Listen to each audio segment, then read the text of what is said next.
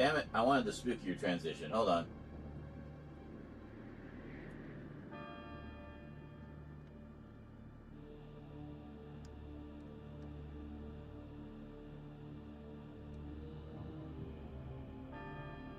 Ah, much better. Much spookier. Well, I'm going to bring the controls over there.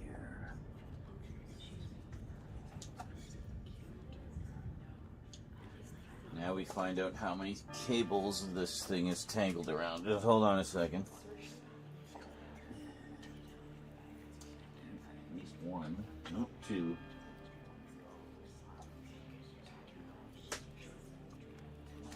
There we go.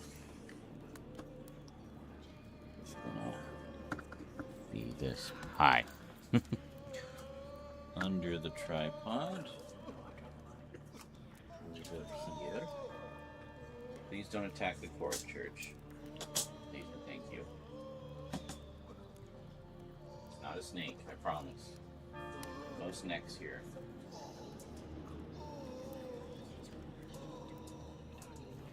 Is that the right one? Yes. Greetings, everyone. Who all is here? There's two people here. Hey, Vermin Art.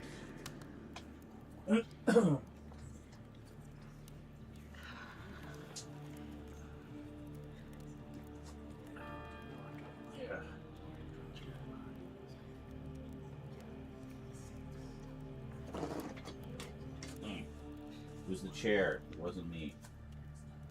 I swear.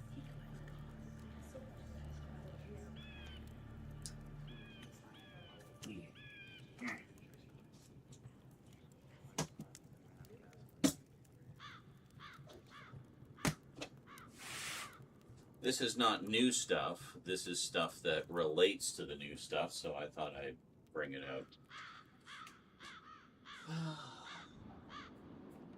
And some of the other related stuff is behind the wall, so we won't bother with that. It's about books anyway. We really just want to bring out books. So,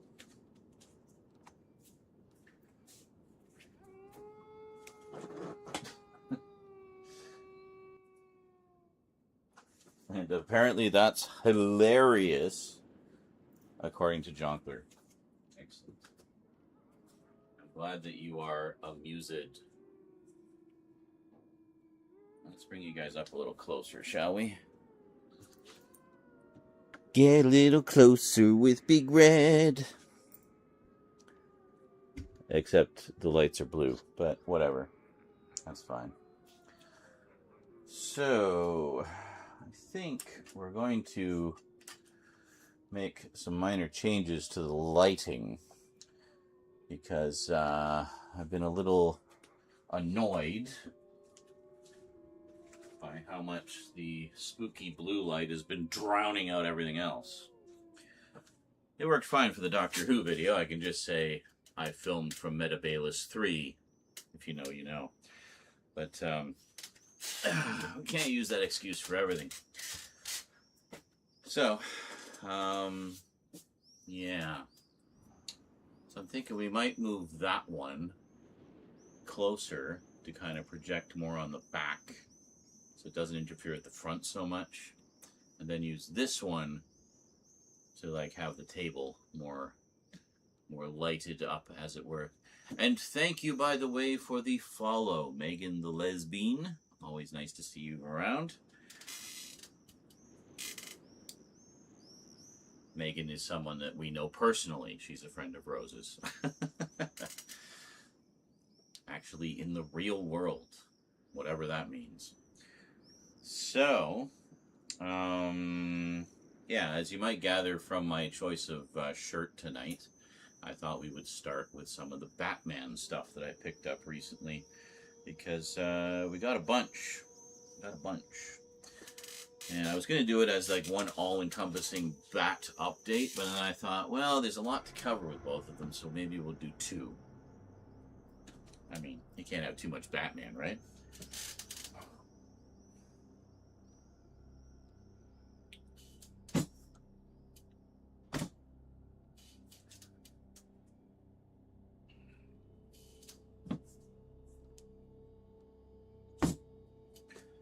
just have to arrange everything here.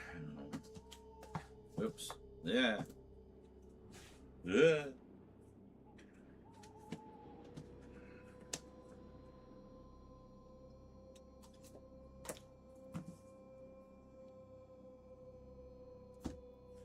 What is it?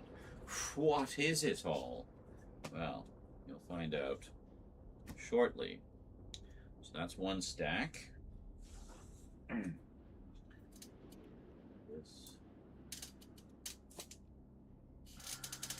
This is the other one.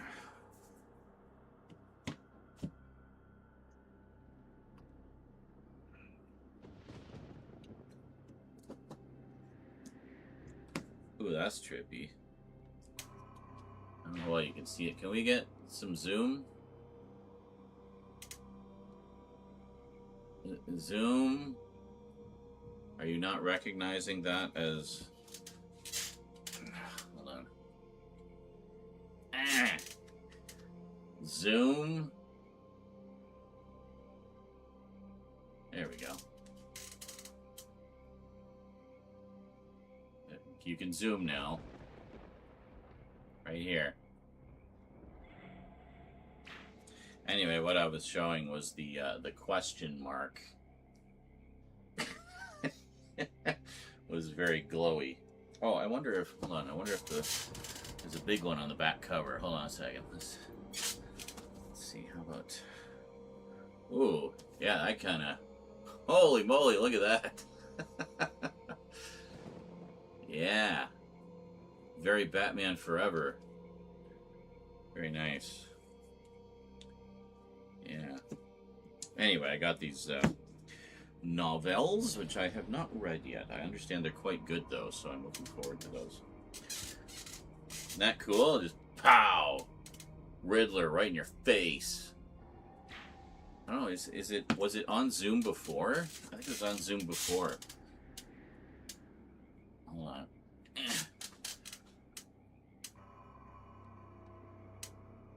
Are you zooming now?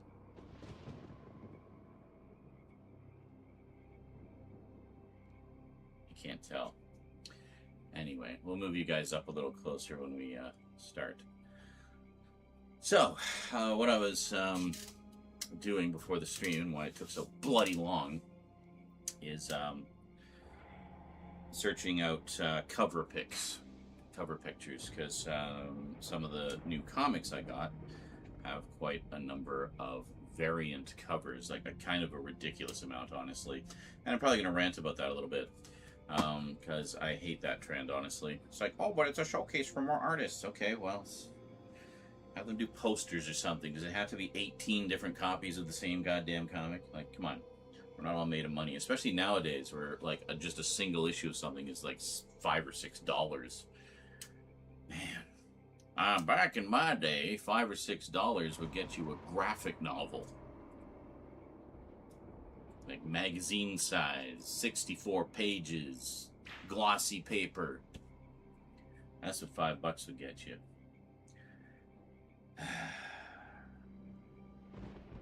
So, anyway. Anywho. And yeah, that Doctor Who update that went up today. That was my project pretty much all day yesterday. All of the editing was done for that, including all of the special effects and everything. It was all done yesterday. The only thing that wasn't done yesterday was the filming. We did that a couple weeks ago, I think. But yeah, I was pretty happy with how it turned out. Got some really nice comments on it, actually, which is great. Some very informative comments. Shout out to Davey something. Fuck, I'm sorry, I forgot the full name of your YouTube channel, but left some very, very nice comments there. Scottish fella who does a lot of stuff about Doctor Who and Hammer Horror, actually. So definitely one of us. So very cool.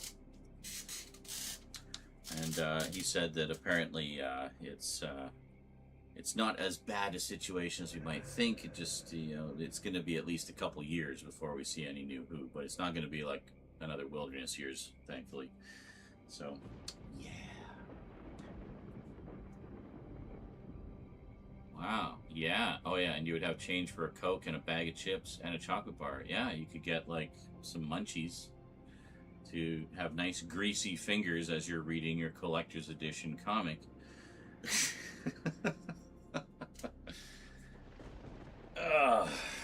Yeah. That's all right.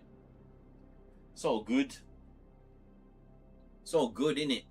Innit? I don't have a Blade Runner shirt.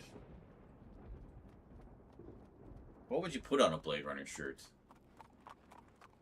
I mean, I guess you could have like an artist's rendition of like the Tyrell building and the city. Be kind of cool.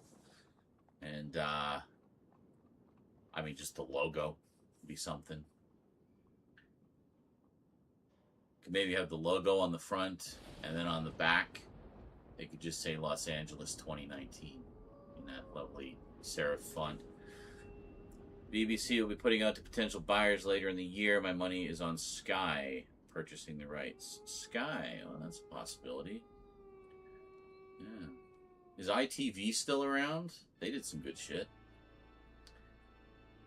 That's true, actually. I could put the MMC runner, as I came to call it. Multimedia Chronicles runner. For those who don't know, Vermin Art has been doing art for the Multimedia Chronicles for probably a good decade or more now. And I have yet to pay him a single cent. So bless his generous art-making self. His little black heart. But he did one for me a while ago, specifically for the purpose of selling as merch. And it was a poster done in the style of the Blade Runner movie poster, but instead of, Deckard, it was me, and all the towers and buildings of the city were made out of DVD spindles and VHS tapes and stuff like that. It was brilliant. I loved it. So we put it up on Zazzle, where I have my little merch store that I haven't done anything with for probably 10 years. But anyone buying my merch, thank you. Which I know is nobody, because I haven't made a cent on that thing in ages. And they refused to allow us to sell it because they said it infringed copyright. I'm like, it's a parody of the Blade Runner poster. It's an original art piece. But the dunderhead that was dealing with my case just refused to listen to reason. I said, there isn't one single pixel on there from the original Blade Runner poster. It is an original piece. And, yeah. So now I offer it as a super duper high resolution JPEG for my Patreon sponsors. So you can print out your own damn poster or put it on your, desktop wallpaper or your phone or something. But, yeah. So I was like, fine, I'll just give it away to all my Patreon supporters. So, cheers. I did, however, have a few printed up. I should send one to you, actually, Vermin. I wasn't quite sure what the standard size for a movie poster was, so I just picked, one of the big ones. And when I got this thing, it is a freaking beast of a poster. I have a spot on the wall. I might pin one of them up. But, I got, 3 of them. And, yeah. Gorgeous. And it was sufficiently high resolution that, it looks great in giant size. So it's picture the size of a theater movie poster, but a little bigger. This thing was a beast, just a monster. Obscenely huge. Just yeah. Yo, Z-Man, you have new comics to show off? Well, yes. What gave it away? The title? Oh, is it? Jonkers has another Burton Batman 3 type follow-up with the Riddler, who originally was supposed to be supposedly going to be played by Robin Williams. Yes, and the Batman 89 comics give us a lot of visual renditions of a lot of the sort of concepts that Tim Burton and everybody had for future installments in that version of the Batverse. Most of which, unfortunately, just never came to be. So we at least get to see, see them in action in some form. So yeah, pretty cool. Hey, greetings, Thomas.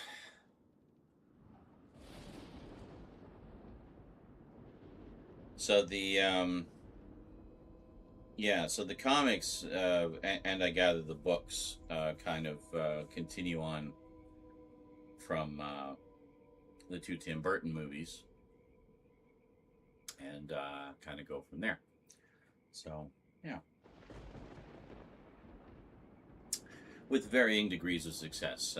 From what I've heard from other Bat fans, the comics, while they have lovely artwork, and it's cool to see some of the, the casting that never was, that the story itself isn't too great. Which is a shame, because they got Sam Hamm back to write those comics, and he wrote the original screenplay for Batman '89. However, apparently the novels by John Jackson Miller are fantastic. So, yeah, I look forward to checking out all of them.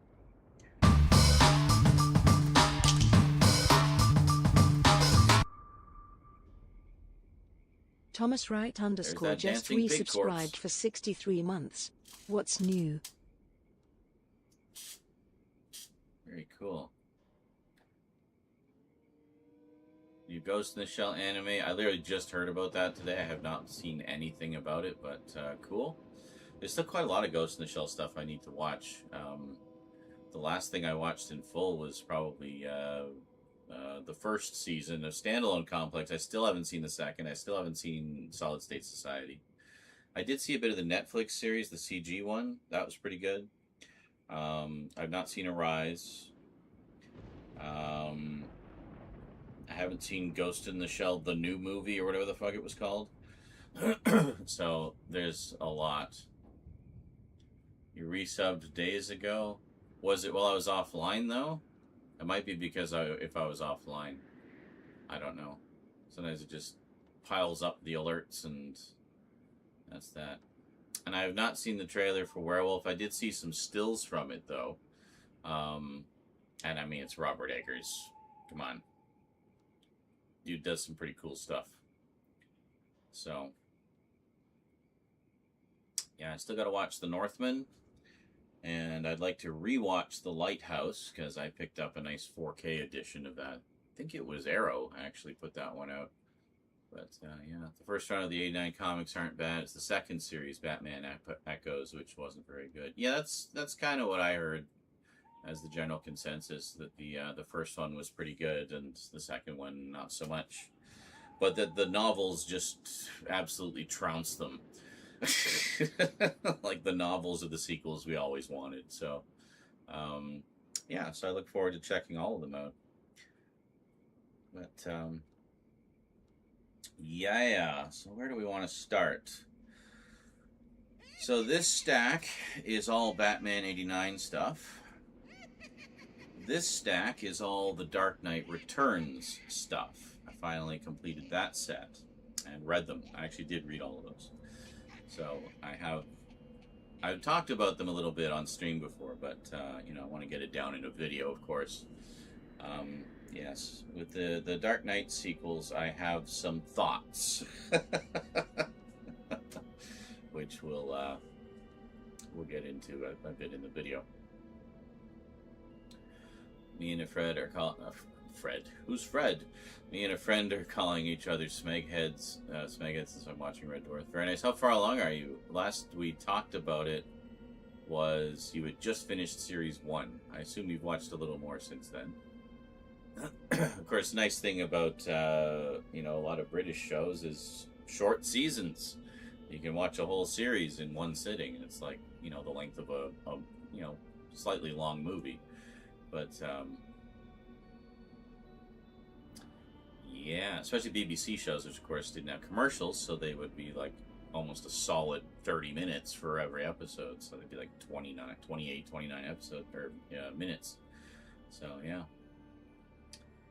That's another one I still need to watch is Take on Dracula, Nosferatu. I have that one as well. But I mean, at the moment I haven't been watching a lot of stuff because I've been catching up on the updates. Obviously, if I'm not filming and streaming, I'm offline editing. So yeah, Series 2, Episode 4. Yes, I usually flip episodes 2 and 3 around for Series 2. Better Than Life and Thanks for the Memory, for the simple reason that for like one specific thing. And that's Rimmer talking about how many times he's had sex. Now, in Thanks for the Memory, he drunkenly tells Lister, and then Lister tells the cat, and that's the first time they've ever heard that story. That's the first time they ever knew that about Rimmer. We also find out who Magruder is, you know, the ship's female boxing champion. And we get that whole backstory. But in Better Than Life, he's talking about Magruder and the fact that he only had sex once until they went into Better Than Life with Lister and the cat, as if they're already familiar with that story. So to me, it's always made more sense to flip those around. So you have Thanks for the Memory, where you get the whole story of Magruder and Lister's Rimmer's lack of a sex life. Lister had a hell of a sex life, but you know, as we know from that story as well. But and then go from there into Better Than Life, where it's common knowledge amongst the three of them at that point. So yeah, that's really the only sort of, you know, minor issue I have with it. But it is an important plot point, I think. I mean, it's an important part of Rimmer's arc and his story. So I've always done it that way. What's episode 4? Is that that's Stasis Leak. That's a great episode. Yeah, that's a fun one. Love that episode. And then you got Queeg, which is also a fun one with one of the best punchlines of the entire series. I won't spoil it for you. And then, of course, Parallel Universe is one of the first. I think it's the first time they go into an alternate universe, which became a fairly common occurrence in Red Dwarf. So, thoughts on The Dark Knight Returns? So, well, dude, I'm literally about to film a video about that. I'm going to say it now. So, yeah, I'm not going to give my thoughts now when I'm literally about to film a video on that exact subject. So just be patient. You're here. You're going to know before anybody else. So, episode 1 has Crichton, but the ones after don't mention him, so I'm just waiting for him to be a bit more regular. Yes. Well, you know that he'll be a part of the regular crew eventually. All I will say is when you get to the first episode of Series 3, have your finger ready on the pause button for the very start of that episode, because it will explain everything, but does so very quickly. So you'll want to have the pause button ready.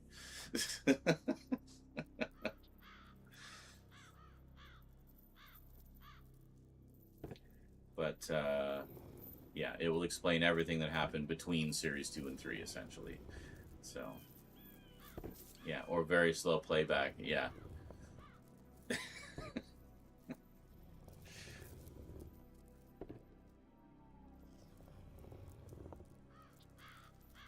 Yeah, Series 3 has some of my all-time favorite episodes. It's just so brilliant.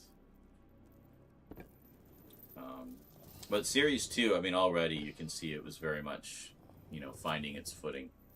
And everybody was settling nicely into their roles. And, you know, the tone of the series and, like, oh, Holly's great. Norman Lovett, oh, what a brilliant understated comedic actor. Like he would do comedy routines where he literally wouldn't even say a word, and it would just be his facial expressions and like the most subtle reactions, and would have the entire room in stitches. He just has like one of those amazing faces that's, you know, he really just has a gift for using it. Did you know originally Holly was just going to be a voiceover? It wasn't even going to be a visual. Why is this not zooming at all? Like, zoom a little bit. Come on. The cat isn't as annoying and serious. Well, I mean, that's just it. I mean, the characters develop as they find like their footing with the actors, and the writers figure out how to, you know, play more to the actors' strengths.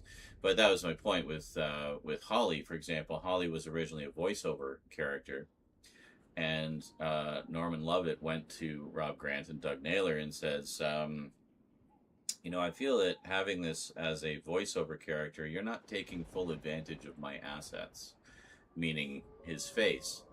So for the first couple episodes, there's still a few scenes where it's just the voiceover, but they actually filmed a lot of the visuals of Holly after and edited them in. But yeah, he's basically Cat James Brown. Exactly. Yeah, very much so. Yeah, love 1 and 2, but 3 is like, yeah, this is Red Dwarf. Well, you know, the reason for that is because Rob Grant and Doug Naylor took over as executive producers. So so they were fully running the show at that point. And that's the first time they really did it the way they envisioned it, like fully and completely. So yeah, it definitely makes a difference. It also feels like they got a huge injection of budget in that season, but no, it's just that they were much more creative with the budget. You know, they filmed a lot of model shots and such that they could slot in and whatnot, and just kind of give it a lot more production value with what they had. But do I have a favorite Frank Miller story? I actually haven't read his Daredevil run. That's one I really need to read. I've heard it's fantastic. His whole run with Klaus Janson, which I guess was the start of of something of a working partnership with them, because Klaus Janson also worked on the original Dark Knight Returns with Frank. So yeah, it's never been shot on film. It's always been shot on video since day one, and to this day. I mean, nowadays it's high definition video, so it looks more film-like, but no, it was always shot on video.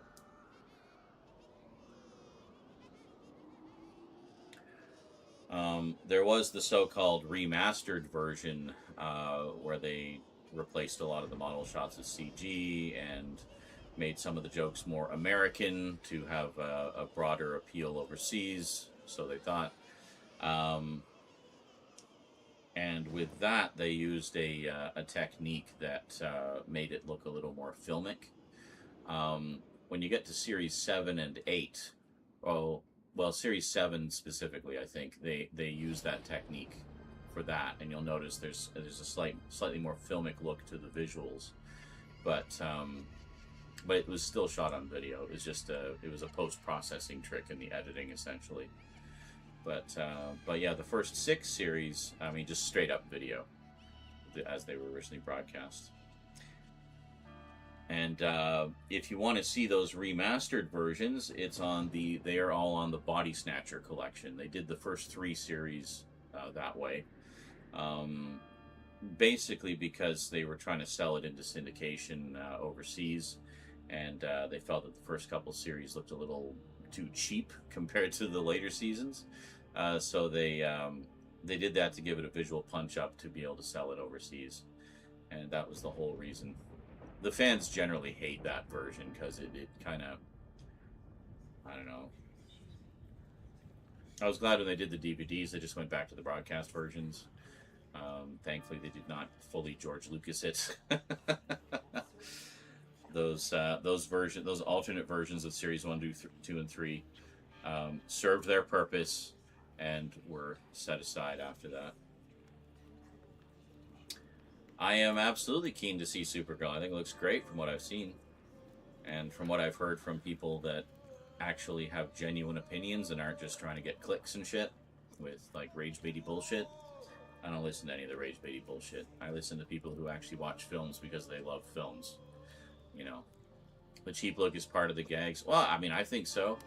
And I mean, it's also just of the era. Like, that's, you know, I mean, they were right on the cusp of when, you know, BBC shows were starting to use video for everything, where they would do the studio footage and the location footage on video. Like when you watch Better Than Life, for example, I mean, it's clear that it's shot on video, not film, like the olden days when they would do all the location footage on film. But yeah, I mean, I like that look personally. To me, it just, I don't know, it's a look that seems to remain fresh.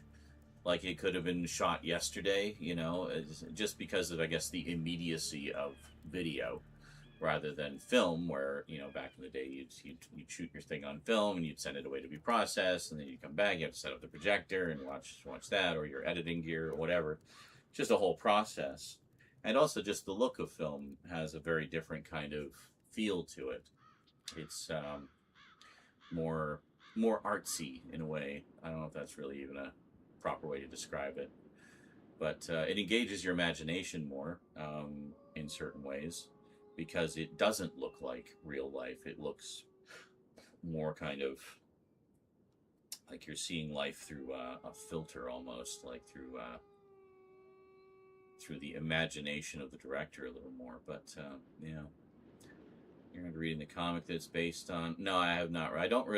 I'm not a huge Superman comic reader, but I've read a few.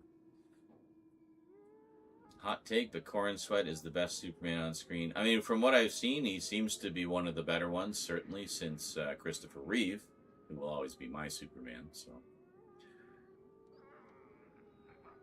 1984. Yeah, I've seen that one.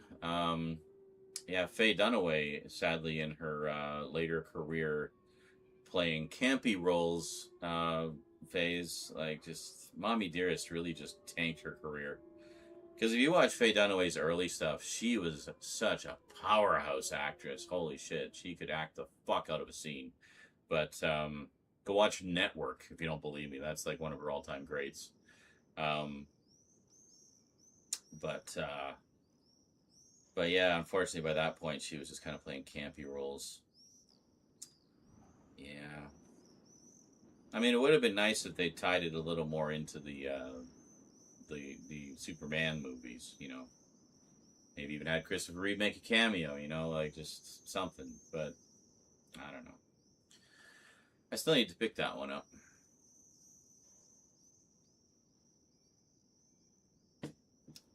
Oh, no. Pattinson, the Robert Pattinson series is totally an Elseworlds thing. Just keep it on its own. It doesn't need to be integrated. So, Patman. Yeah, it's just kind of a bummer. It's taken so long for them to get the second one off the ground. I know there was, you know, COVID and all the other shit, but it just feels like it's been forever since the first one. But I still need to pick up The Penguin. I haven't seen The Penguin yet, the miniseries they did with Colin Farrell. But really liked the movie. I thought the movie was fantastic. Really dark, really gritty, you know, edgy. But I need to watch it again. I just wish BBC would put all of Only Fools and Horses on Blu-ray. Doing the same tricks done by Red Dwarf, but all we get on Blu-ray is the 80s specials. Yeah. Well, I mean, it also depends what kind of elements are available. I'm assuming Only Fools and Horses was largely filmed the old style with, you know, studio footage on video, location footage on film. So, I mean, yeah. Oh, and some news I did get on the Doctor Who video today. Apparently, they will not be using the AI upscaling technique that they used for the last few sets anymore. which means, yeah, so the 5 60 sets and the remaining 2 70 sets will not be using that AI upscaling, so... Marvelous! Thank fucking Christ for that. Now it just remains to be seen if we're gonna get, like, you know, properly done discs, either as disc replacements or for the non-limited release. Yeah. I mean, if that's the case, I will literally I will buy the non-limited release, and I will literally swap all the discs in the limited set with those. It's the same disc content for all of them, right? So, yeah. Instead, they're going to upscale it with ChatGPT. Yeah, great. Great. Ugh. Well, the sleep schedule is now fucked because of my editing binge over the past couple days. The Doctor Who one was just destroyed me. But, so that's why I wanted to do a couple of shorter ones for today. Maybe get one of them out for tomorrow. But, if not, I have a couple of other comic book related ones that I can do. Some of the movies and stuff. Yeah. Zoe Kravitz, Catwoman from Patman.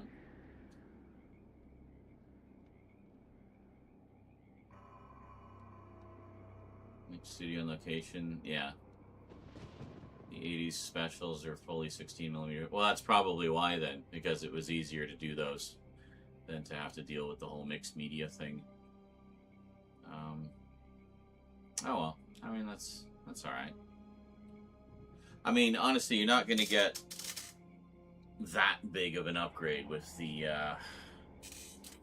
putting them on Blu-ray. I mean, the main thing is, you know, Blu-ray uses a better codec for the videos, so you're getting a representation much closer to the quality of the original master tapes. This is true for Doctor Who, this is true for Red Dwarf. So, yes, they're better than the DVDs, but it's not like a night and day difference. You know, I mean, the main thing is you're losing any potential DVD artifacting that you would have had on the DVDs, you know, just from, you know, the lower bit rate or whatever, and from just using MPEG-2 instead of AVC encoding. So there is certainly a benefit to putting standard definition content on Blu-ray. I mean, look at all the SD-BD, you know, anime that I've got, you know, and it looks great. It looks terrific. Definitely looks better than DVD, but it's not like a night and day difference, you know. Royal Flush Special, though, is 18 minutes longer on VHS. 18 minutes? Holy shit. That's quite a significant difference. So, you're supposed to get both a GCPD series and Arkham series. Have both got canned or sidelined. Yeah, who the fuck knows? I mean, remember, it's Warner that owns DC. And let's be honest here, Warner's been a bit of a mess the past few years. So, quite frankly, it seems lucky that we get anything at all lately, you know? It seems like half the movies they made just get written off for tax purposes, so fucking David Zaslav can line his pockets a little more. I'm so tired of these uber-rich fucks just, like, ruining everything, honestly, for their own personal gain. Like, it's just disgusting.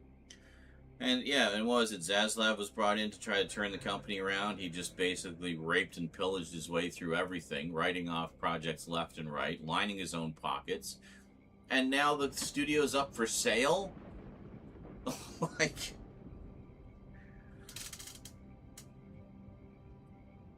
you kick that fucker out already? He is killing, like, one of the best studios in the history of Hollywood. You know? And now it's not even going to be its own thing anymore. It's going to be owned by somebody else. That's all fucking Zaslav. So sick of that motherfucker.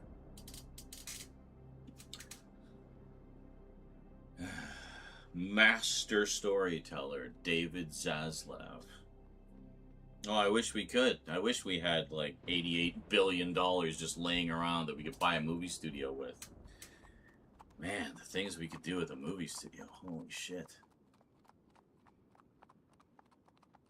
Get the best directors, the best writers, the best actors to do the best adaptations of that incredible library of comics and everything that the world has ever seen. Physical media out the ass. Yeah. Leave it a couple weeks, the value will be $1. Excellent. Gotham Central comic adaptation would be a no-brainer for a hit TV show. There you go. Apparently he's sticking around despite the buyout. Him and the head of Paramount are good buddies. Of course they are. Of fucking course they are.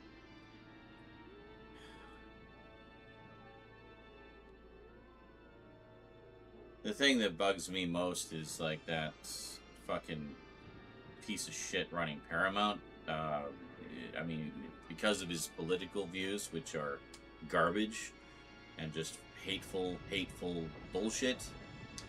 I'm pretty sure Star Trek's dead for the time being.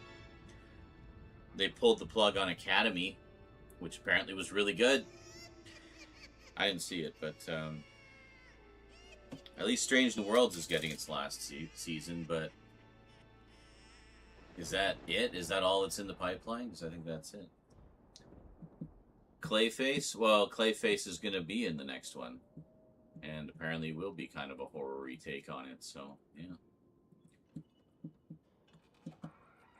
Yeah, James Gunn, I mean, that's honestly one of the best things to happen to the DC movies, clearly. Because the dude's passionate about comics. And seems to be keen to do right by them, you know? All right. Well, we'll start with Batman 89, I think. But first, I gotta go have a smoke.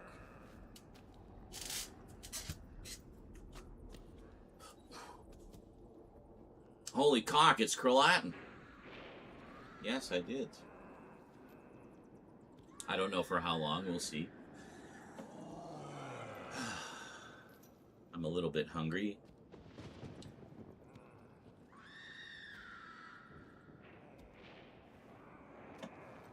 Oh wait, I have chips. I'll just eat chips. I'll just munch on some chips while we chat for a bit.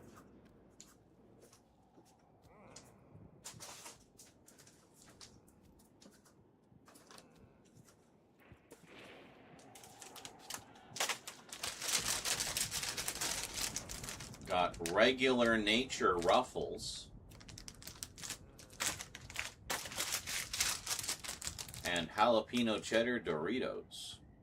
Yeah. Pinocchio one? Is that which one? Is that the one that Del Toro did, or is it's a more horror-y one? I think it's a newer one.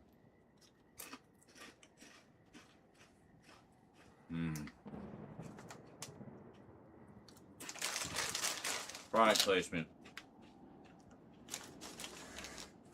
I wish I had a Ruffles sponsorship. Fuck. Just pay me in potato chips.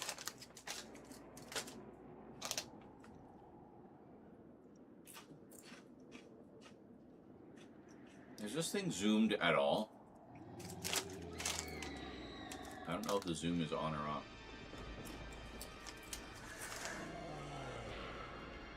Does Arrow Video have a mid-year sale, or am I dreaming? Well, you could just go to the Arrow site and see for yourself. See, I subscribe to the newsletters for all the boutique labels that I like. So they just send me an email whenever they're having a sale.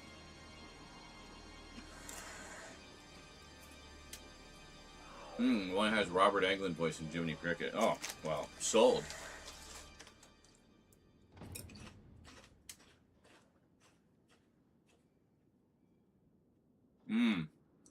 Yes. The Pooniverse. What do they call that?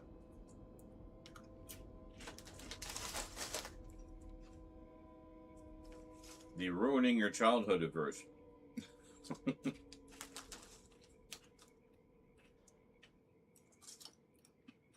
I kind of wanted to see that Popeye one. The Sailor Man.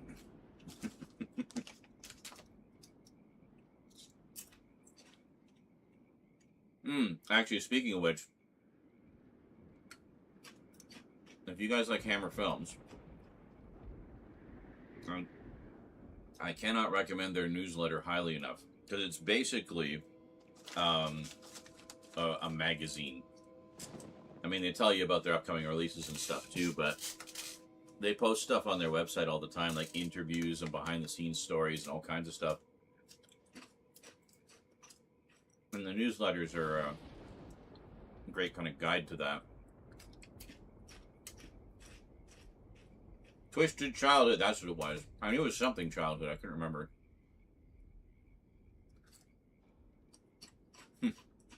That's hilarious. I think Umbrella put a bunch of those out. I'll rephrase. Did you mean to start? I didn't see what you said the first time. Oh, were you asking me about the weather? No. Well, first off, I only woke up at like 5:30 p.m. What do you mean, how do I decide? I only get things on 4K. Their decision made. I will buy things on Blu-ray if there's no other option. But if there's an option, I will always get the 4K. Always.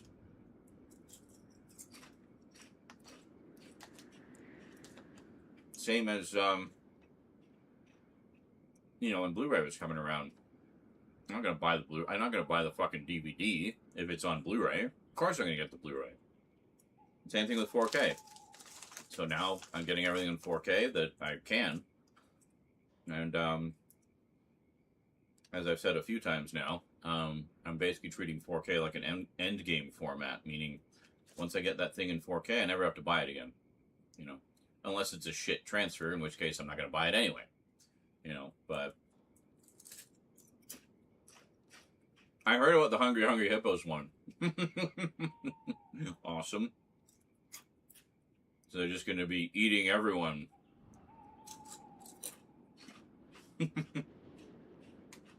But to answer your question, Crolatin, I woke up at 5:30. I wasn't about to like just stream the second I got up. Had some breakfast, had coffee, posted the Doctor Who video, which I rendered overnight, and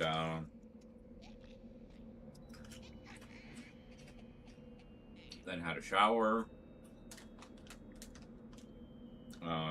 pulled a bunch of stuff off the shelves that I wanted to include with the updates I wanted to film today. Did a lot of prep work for the updates I want to film today. Yeah. No, I've generally said that even 4K is borderline pointless to have in the home, unless you've got a massive screen. But I get it because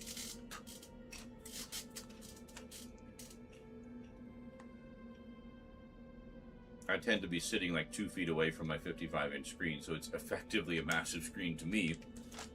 But also, you know, I'd really like to get some kind of projector at some point, like a video projector. And,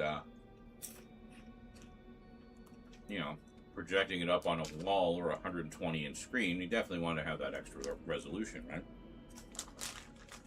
So, it's about future-proofing for me. What?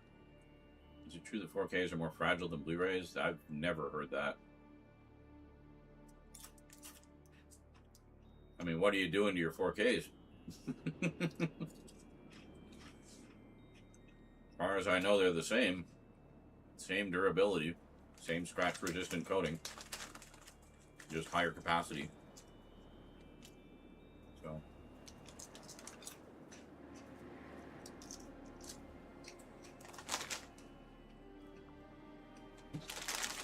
hungry, okay? But yeah, there's literally no point to having 8K. I mean, 8K, I could see them putting out 8K display devices for different purposes, but the screen size would have to be, I mean, the only thing I can really see 8K being used for is like basically a freaking sci-fi home where instead of just drywall, the walls are literally screens where you can, you know, change it to different environments or whatever, or ambient effects in your room. You know, we've seen that kind of thing in sci-fi movies before. Because then it would be such high resolution, even like the size of your wall, that you still wouldn't be able to discern the individual pixels. It would just look real. I mean, think of it this way.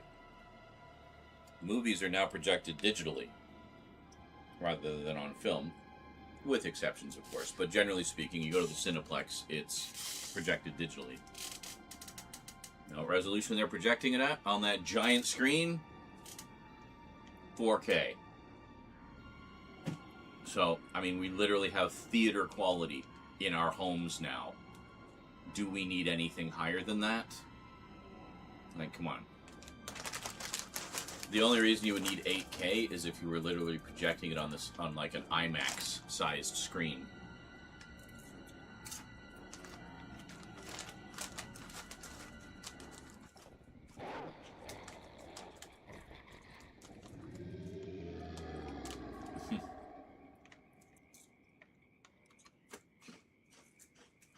CDs become the size of a deck of cards.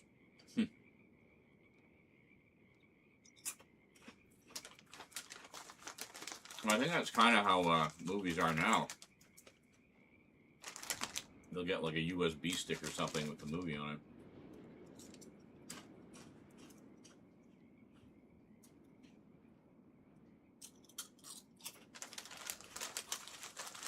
Sadly, some of my box sets are above my PS5. Well, you shouldn't have anything above your PS5. That should be out in the open. Mine is like, has nothing over it. Not even a poster.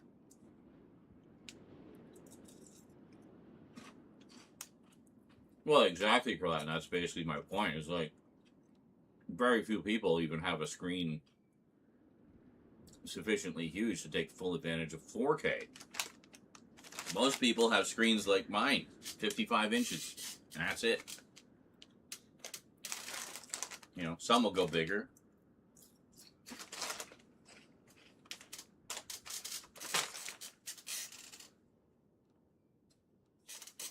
I swear it fell on the floor. Well, Church will eat it. Church likes the chips. I don't want to see the atoms in a bogey.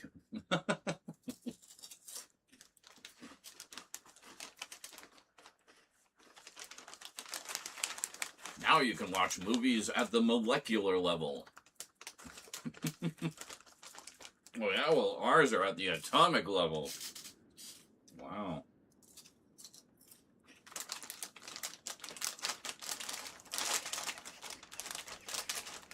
I'm just going to finish these off. Start seeing people's skin breaking down on my TV into magnified pores. Horrifying. Today we will explore the hidden microscopic world of a blackhead.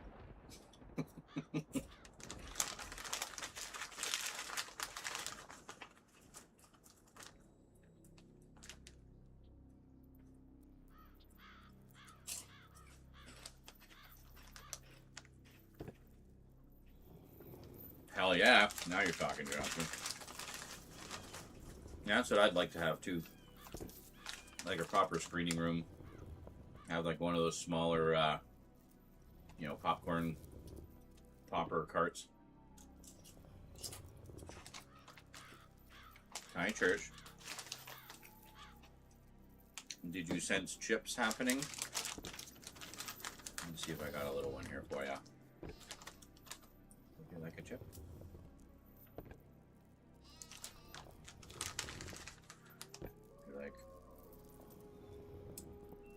the chips. Break them up for you. He likes the plain chips. There you go. It's for you. Go right ahead.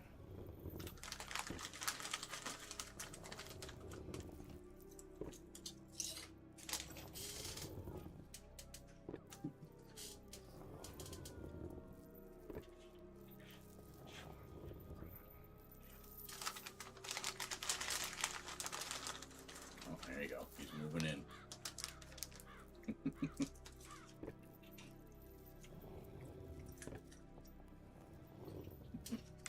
Here's a crunching. Is that quite?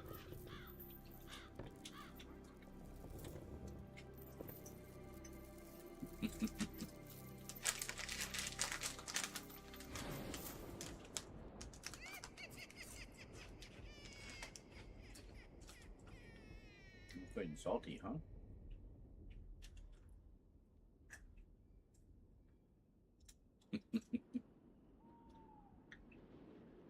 Hear the crunching.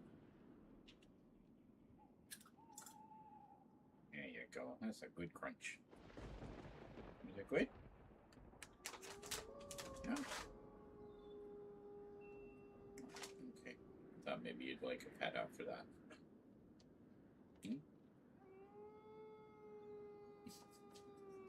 Little snack to tide you over until food time, eh? Crunch, crunch, crunch, crunch.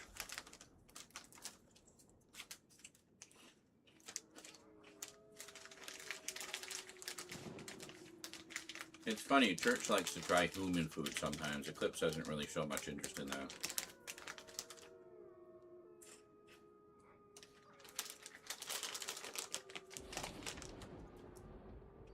Is it good?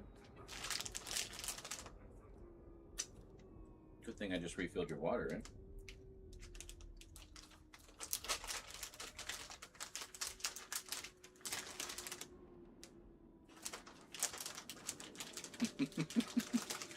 Licking his chops. Yeah. Okay, great.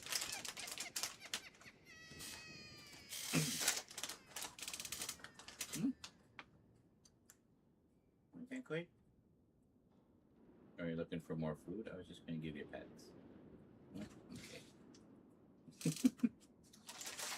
We'll save these ones for later. These ones are too spicy for you, buddy. You wouldn't like those.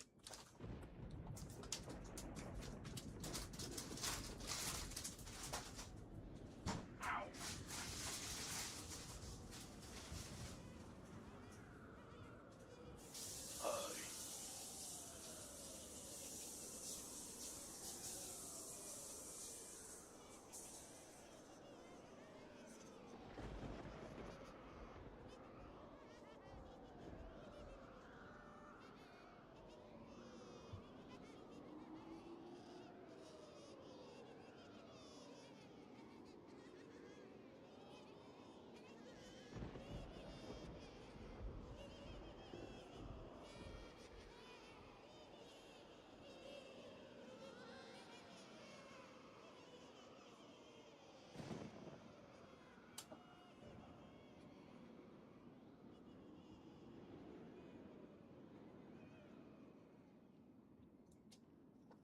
Was that good?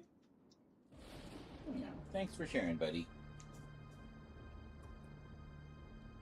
Of course, it does kind of set a precedent. Anytime he hears the crinkle, he'll hop up on my desk and just like sit there waiting, staring at me. He's like, is it time for chips? Can I have some chips? Are those chips that I would like? Can I smell the chips?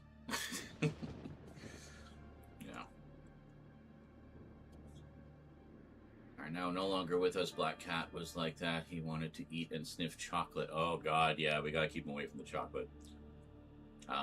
So bad. My sis on rare occasions would attempt and give him a small amount, which rightfully pissed off my aunt, but he treats the smell of chocolate and mint like they're catnip. Well, I think it's kind of like with dogs. Chocolate is not good for kitties. But,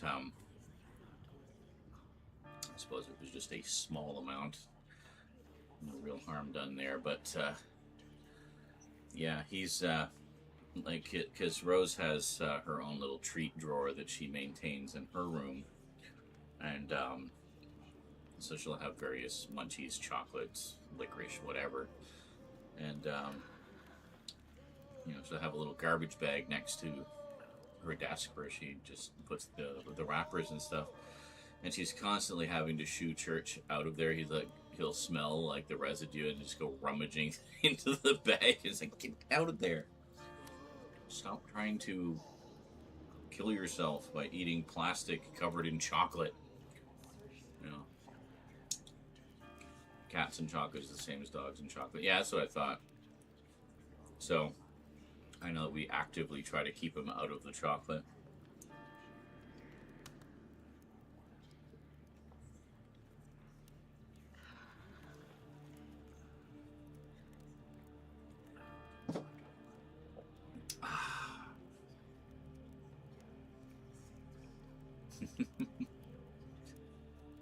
Yes.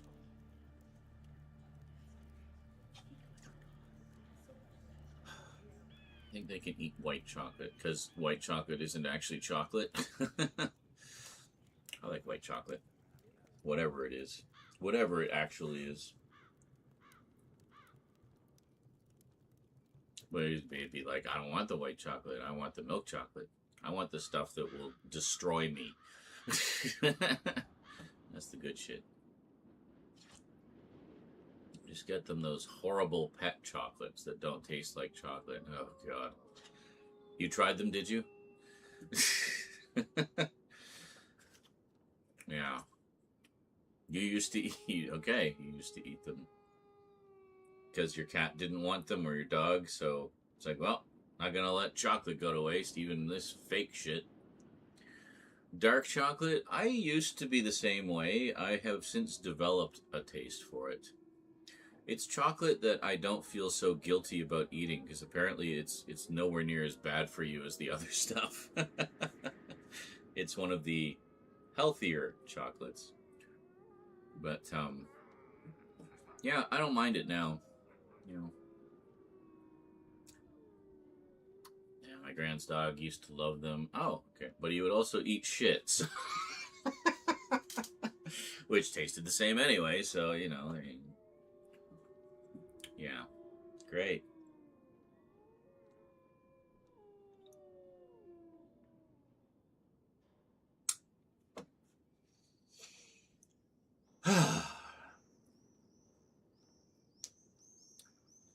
So, yeah. It was nice to get that Doctor Who video up. I've been wanting to get something up for a while. I've been horribly behind on both updates and commentary about current things. And decided to just kind of kill all the birds with one stone, just have an all-encompassing, here's my thoughts on everything from the past 2 years, and here's all the new stuff I got. And there you go. I did have fun with the editing the wardrobe change. And if you're wondering why the angle suddenly changed when I swapped out the pumpkin for the second TARDIS, well, those of you who were here when I filmed it might remember that I tripped over the lights and crashed into the camera. So while I had it locked off for the transition, I did not get it back into the exact same position after, and I wasn't about to refilm all the other pieces. So, fuck it. Licorice with dark chocolate. That'd be like bitterness with bitterness. Just the pure taste of bitter.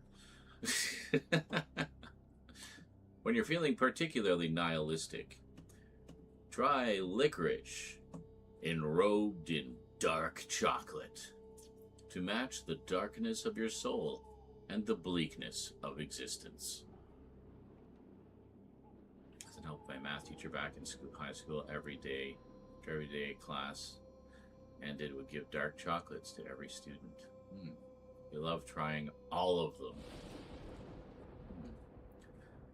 Licorice. Blech. Next you'll be smothering it in Marmite.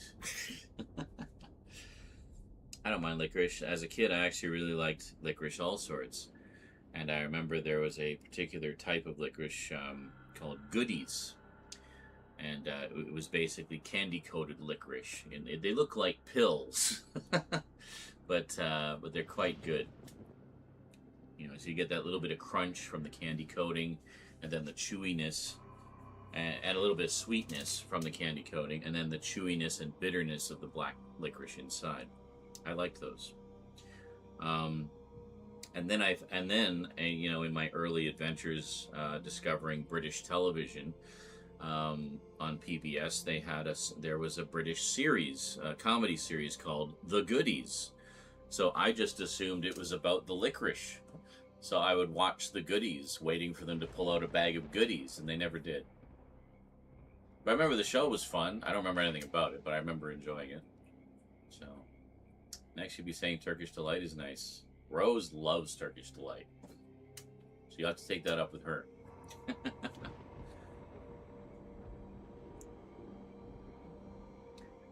Yeah, and what was it? How many generations of kids trying Turkish Delight after reading The Lion, the Witch, and the Wardrobe?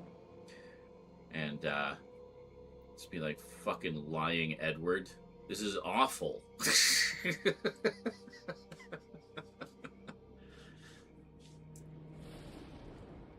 He pretty much alienated all interest in that. The last one I tried of the various flavors was purest dark chocolate mixed with tobacco and gravy. What? That sounds awful. God, like that just the description alone sounds nauseating.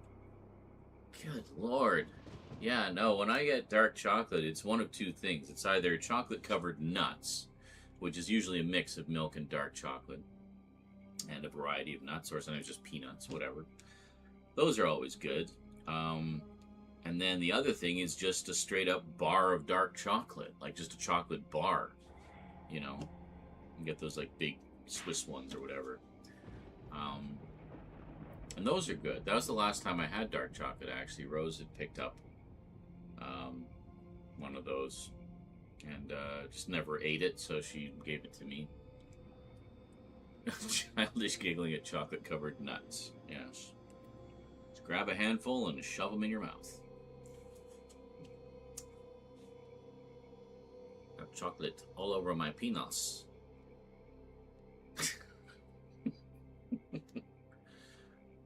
Love chocolate-covered penis. Oh, hi. Hi there. I have a floppy boy on the floor.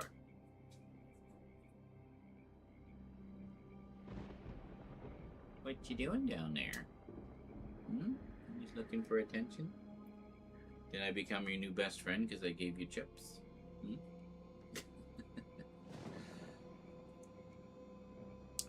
Church likes the chips.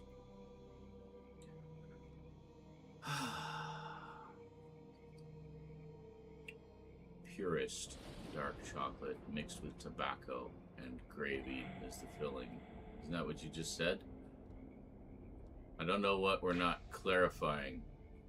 Oh, Tabasco. Okay.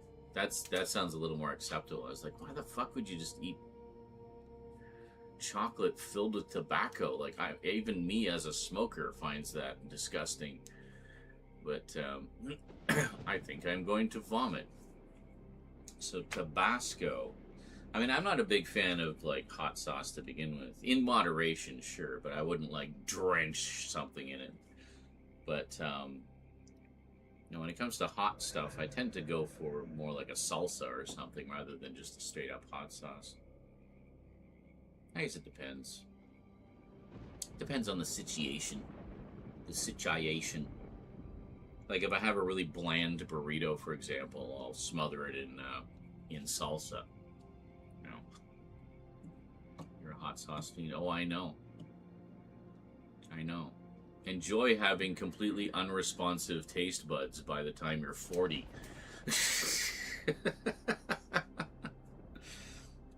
Probably sooner, actually. Then you'll have to have everything ridiculously spicy just to taste anything. Yeah. See, that's one thing. I should quit smoking so I can actually fully enjoy the flavor of food again. Wouldn't that be nice? I don't know that I've ever truly tasted anything in, you know, the past 40 years, almost. Jesus. All in good time. Maybe a summer project. Get on the patch. Go crazy. Bounce off the walls. Start smoking again. Go back on the patch. Go crazy. Bouncing off the walls. Start smoking again. And around we go. Soon as the lungs start to feel fresh and clean and clear again, back on the smokes. Yeah. The hardest part of that is the habit, like the habitual side of it, you know. It's not the chemical dependence. The chemical dependency is easy to kick. That's what the patch helps with. What the patch doesn't help with is the physical side of it, the habit, you know, the routine. Having a smoke in the morning, having one before bed, having one after a meal, having one after getting laid, having one before getting laid. And if you're really hard up, having one during getting laid. And you just pass it back and forth. But, yeah.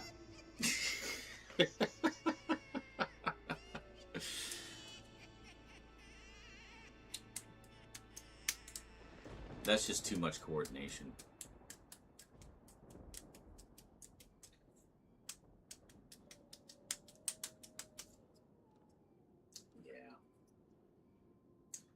So finally have all the Doctor Who stuff on the shelf, basically where it belongs. So that's nice. Now I just have to find places for everything else in the entire universe.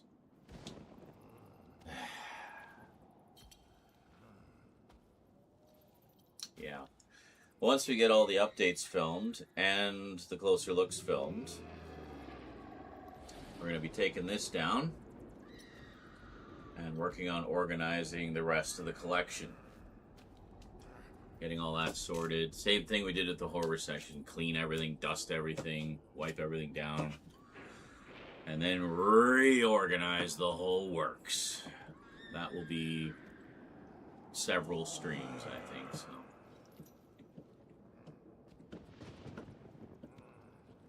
A steam room? Ugh, I hate steam rooms. Not for me. I hate being sweaty. And that's not really true. Because it's not stored in your skin. It's stored in your lungs. I mean, I guess that can help to kind of loosen things up, and then you just hack it all up disgustingly.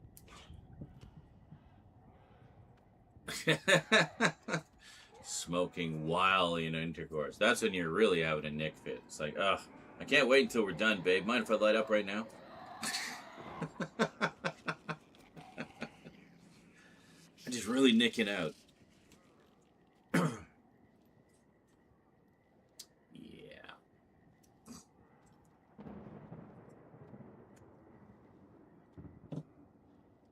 This was for art cards from something. Was it Tank Girl? Maybe it was Tank Girl. But I hate it when this is so tightly around them, you just can never get it back on.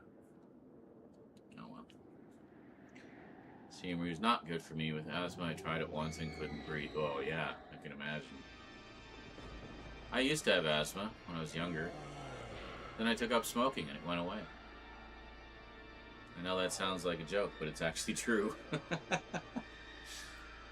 My theory is, the thing that used to set off my asthma was pollens, allergies. So it was really bad in the spring. Took up smoking, it just burns off all the pollen. So it never has a chance to settle in my lungs. Or all of the tar from the smokes keeps it all settled and in its place. I don't know. I think I just, you know, the air passageways expanded as I got older. I think that's a more plausible explanation.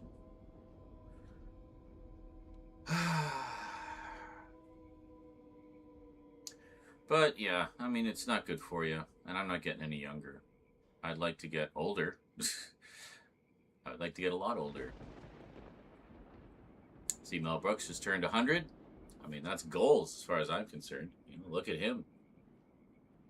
He's as lively as ever. He does not look like he's 100. Does not act like he's 100. You know? I want to know what his secret is.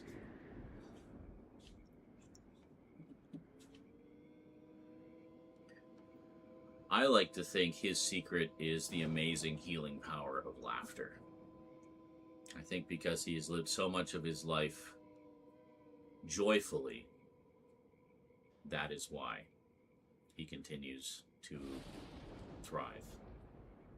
You know, the amazing healing power of laughter. And he spent his whole life trying to give the world that gift. You know, the tar is probably protecting it's paving it over. It's making a parking lot in my lungs. Well, speaking of which, I'm gonna go have a smoke, and and then let's get started here, because I'm not getting any younger, and we want to beat the dawn. The sun is evil. Evil! I'll be back. Well, cheers, ladies and gentlemen. First shot of the evening.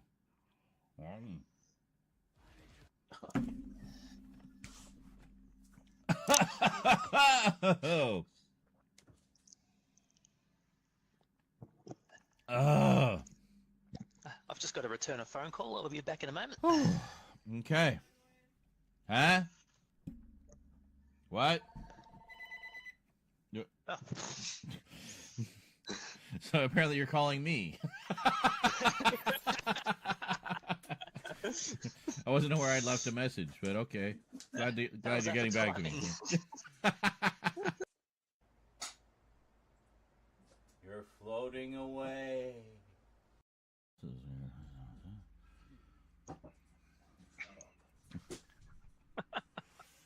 Who's what? What are you snickering about? Share the humor. I'm just snicking at you guys. That sounds so enthusiastic. Oh, just our enthusiasm. I was making fun of him, sounding unenthusiastic. Did you say you were making fun of me? I don't think so.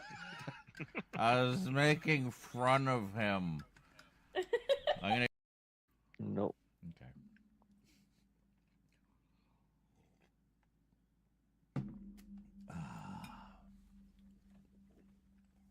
Délicieux.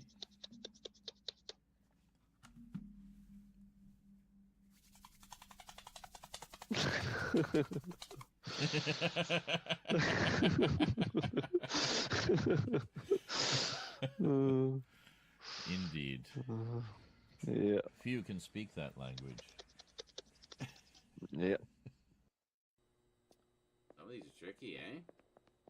Oh, Jesus. Hello?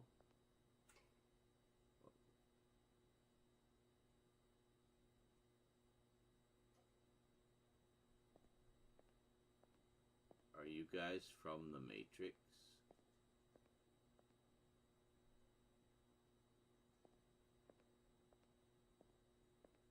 Oh, Jesus! Should jump down off the thing.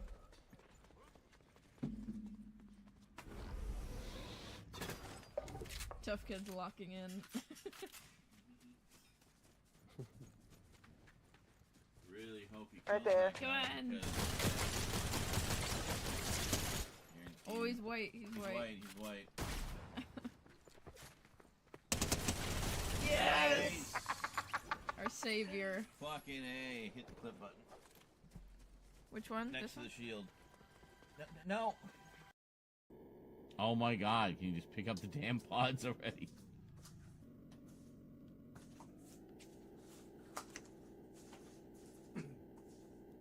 Good work. Thank you.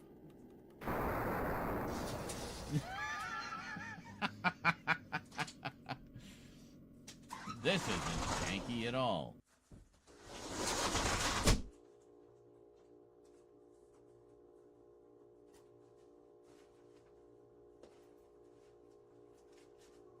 What was that?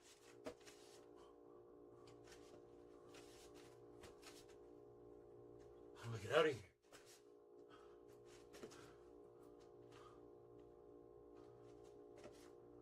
Hello? I heard something down there.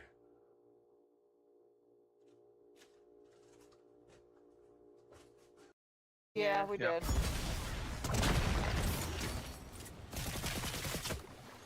Excellent. It's taking out the last few generators. Ha!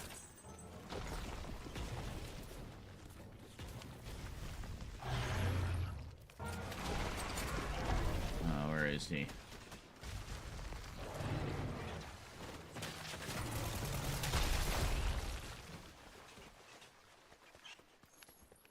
Ha! I saw a bug using the zip.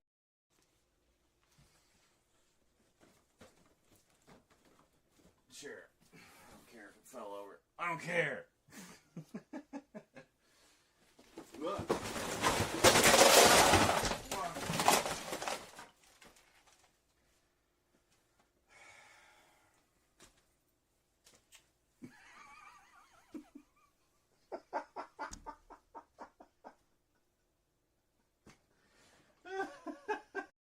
Tower here. Okay. Behind you. Gunfire. What even is this? What? Is that like an obelisk or something? Yeah, it's weird. Is there a way into it? Is it a building or is it just... No, it's just an obelisk. That's so bizarre. Look at that. Yeah. Literally 2001. I feel like we're such nerds that we know that. Is it Balto? 36. Wait a minute. Okay, you said Balto turned 30 this year. Last year, I meant. So now it's 36 years old. I would make it 31, wouldn't it? Oh my god.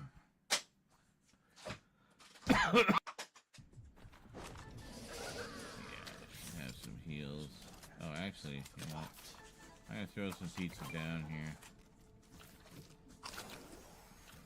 Dude, don't stand in the pizza. Dude. Whoa. I fucking hate the sidekicks. Stop walking in the pizza. And still you use them. No, no, fuck! Someone kill this person. They're almost dead. God damn it. Oh, it was so close. Jesus.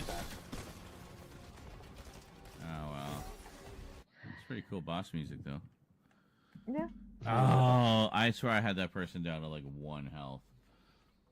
I should have checked. I didn't see. Did anybody see? I didn't see. No. Yeah. No. That's right. Fuck it up its fucking ass. The ass it fucks with. Fuck it. That's how big works. Fuck it up its ass with the ass it fucks with. What?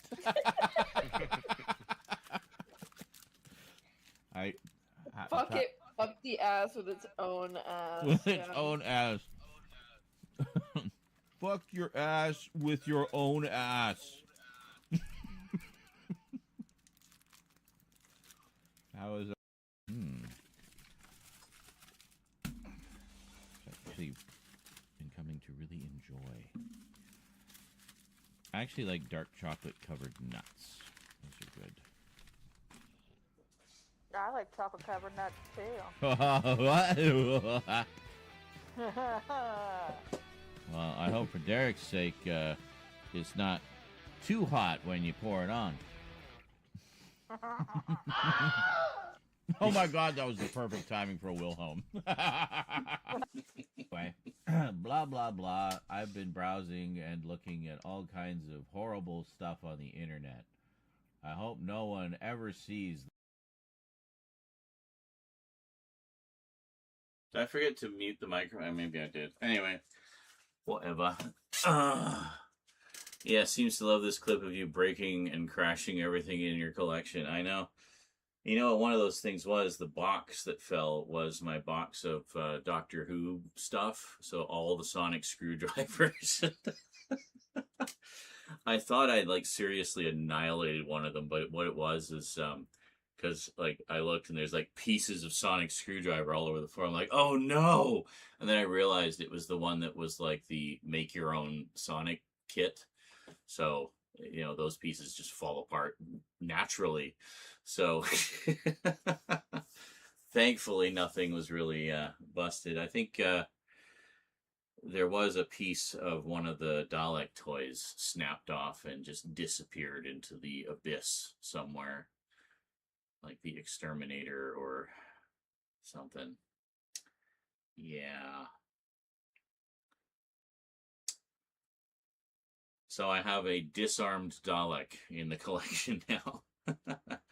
Kind of like the one in Dalek, you know. It looks like I'm swimming sometimes when I fall. Yeah. Well, I mean, it's you know trying to get the balance and failing, but yeah, I don't care. It fell over. Then I fell over cliff. Gotta love some good old slapstick, eh? Yeah. All right, let's get rolling here. I'd like to get at least a couple in the can tonight. We've got a lot to go through, so. So anyway, to answer your question, Carlatin, if you're still there, are you still there, Carlatin? I won't answer the question if you're not still there. But if you're there, then I'll answer the question.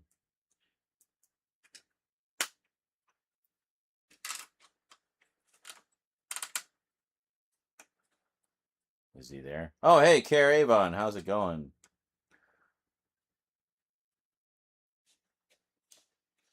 You have given up on Doctor Who. So considering getting rid of the Doctor Who collection. Really? Didn't you say that like months ago? I seem to recall you saying that months ago and you wanted to sell them all as a lot. And I was like, dude, nobody's going to buy that many as a lot. They'll buy the seasons they want. So, yeah, I mean, if you're looking to get rid of some of those limited editions, by all means, hit me up, because A, I would appreciate it. B, it's probably saved me a lot of money, because I remember you talking about that. And C, you would be helping the legendary Zaran Izarak with his Doctor Who collection, and I mean, that should be reason enough right there. So, yeah, sorry to hear that you've given up on the Who, but, you know, depending on what you're getting rid of, I mean, at least a few items I'm sure could find a happy home where they would be appreciated. Hold on, I need to turn this around this way, I think.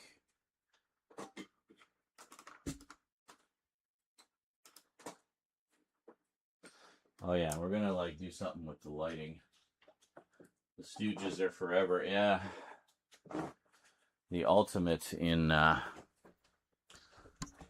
physical comedy. Burf. You can't even see the camera. Never mind.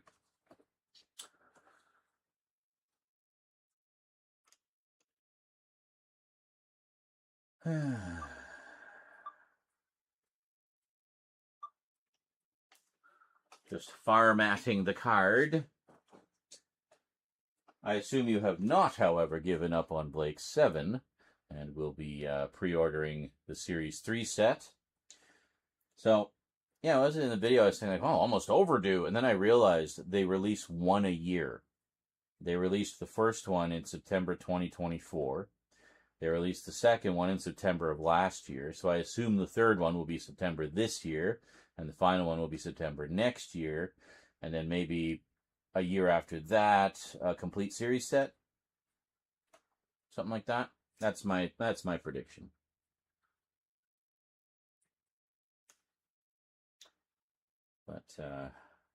But yeah, what was his name? Davey something. That was for selling, but I've had a lot going on with being in and out of hospitals, so reducing things that I own. Do you have a P.O. box address? Oh, shit. I do not, but if you're on my Discord, send me a DM, and I will, you might have to send me a friend request first. But, yeah, hit me up on Discord, probably the best place to reach me. I don't currently have, like, a business email or anything. I had to nuke the one I had because I was getting spammed to death. It was really annoying. Yeah, so hit me up on the Discord. Can someone send where is the link for the Discord? Wow. Yeah, no, needless to say, I would definitely be interested in those because some of those earlier ones are getting really hard to find. But,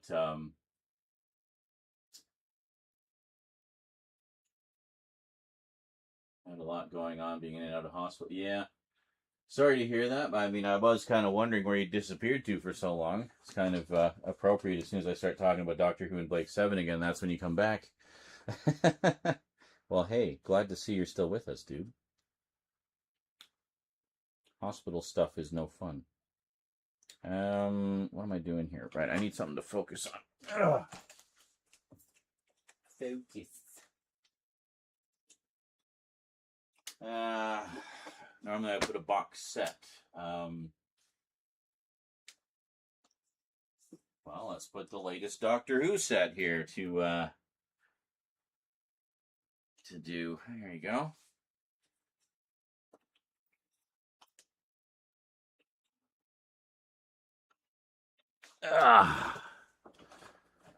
See, it's nice to have something with a lot of small text to focus on, because then it's just easier to focus on, basically. Where the heck did it go? Hold on, where are you? There you are. Okay. There. And there. Looks a good.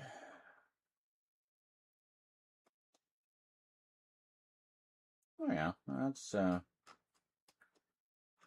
I think that'll work just fine. And we seem to be straight.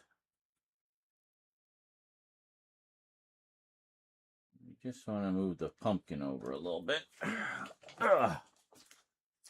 The pumpkin.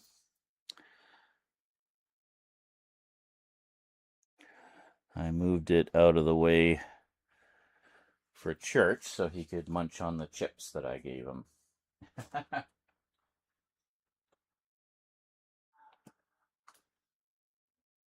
The UK internet may be affected because I've not seen you appear on YouTube for a while and for some reason not showing on saved channels on my YouTube account. Oh, I know that YouTube was having some technical issues recently. I don't know if it's related to that, but I haven't posted a lot of videos in a while. I only just recently got back into that, as you may have noticed, but I have been going live pretty regularly, so I don't know what to tell you. Actually, something I need to start editing is the multitude of package opening videos. Maybe, I know there's one from Thomas that would be a great Fright Night Friday episode. And then that actually connects to a second one from Thomas, which I could post maybe the following day. And they're fairly short as well, so yeah. Yeah, I remember you telling us about that, how you had basically been ordering all of them, and you had like a whole bunch of the sets. I think pretty much up to when I started collecting them. So perfect. That's perfect. So yeah, I mean, give me a shout on the Discord there. Hold on, I'll see if I can get the link for you. If you're not already there, I sworn you were already there.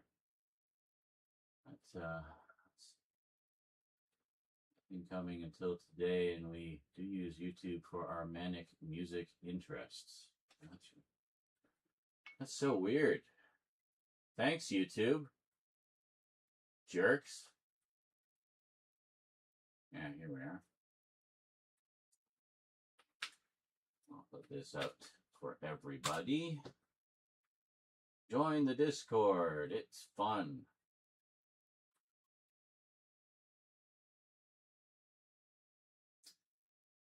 We have up to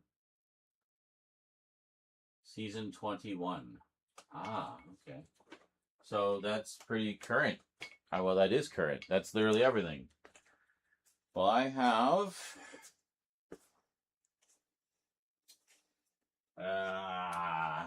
seasons 7, 13, 15, 20, 21, and 25 in the limited editions.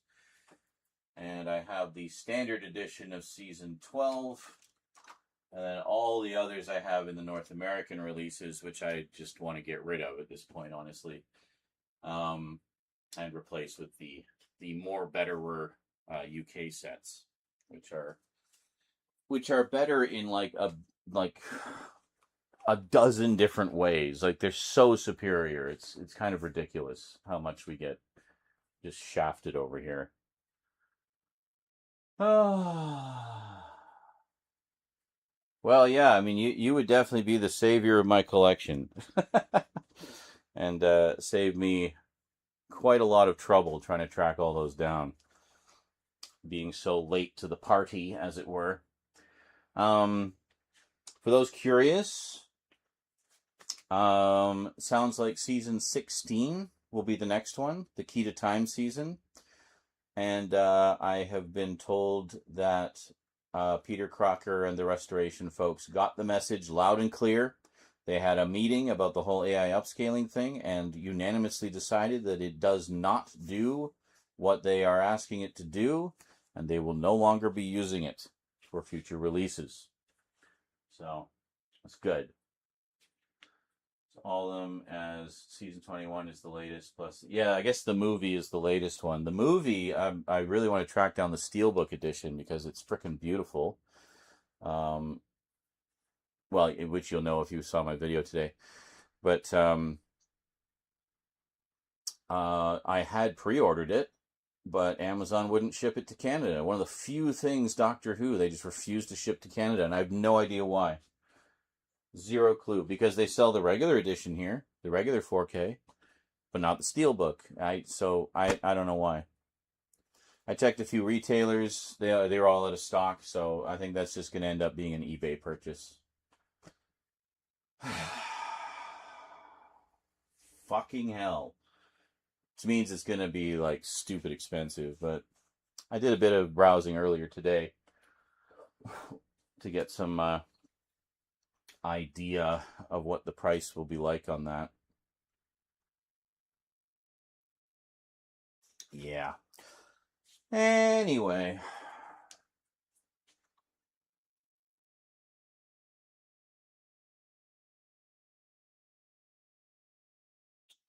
So yeah, if you can't send a message to me just on the Discord, just send me a friend request,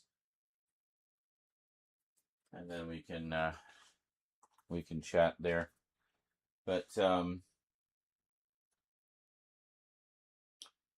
yeah, and I mean, by all means, hang out on the Discord. We have fun there. We do screenings. We watch movies and stuff together. Just last week, we watched the entire web series of The Backrooms, the one that the movie is inspired by. And that was pretty cool. So we'll be watching some other stuff along those lines and whatever else strikes our fancy.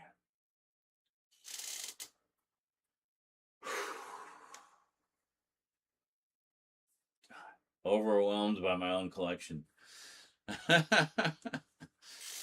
Me too. All the retailers online either could not fulfill orders or canceled them, so ended up paying eBay twice as I was drunk at the time. I've done that. A lot of packages that I sent to people were of things that I accidentally bought twice because I wasn't paying attention and was probably really high at the time. But that's okay. They had a good Christmas.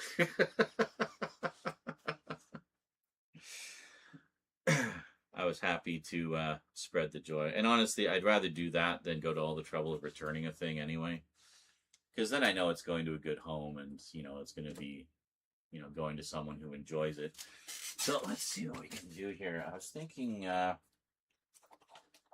going to move this around. I was thinking if maybe I move this one more to the back rather than trying to angle it from the front.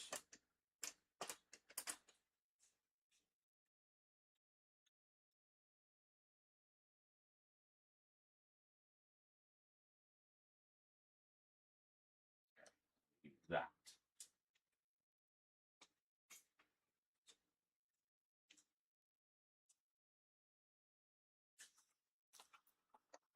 Then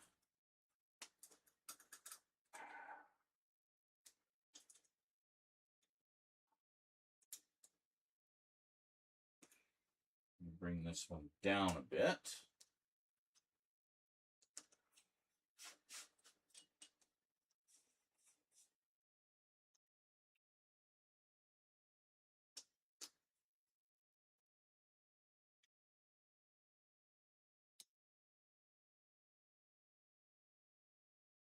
Let me put it at 75. Now, how does that look on camera? So if I put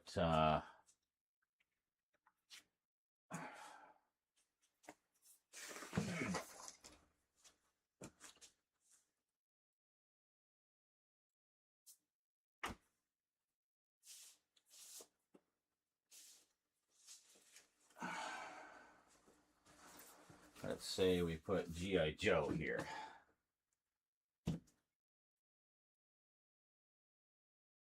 The first G.I. Joe compendium. How does that look with the background?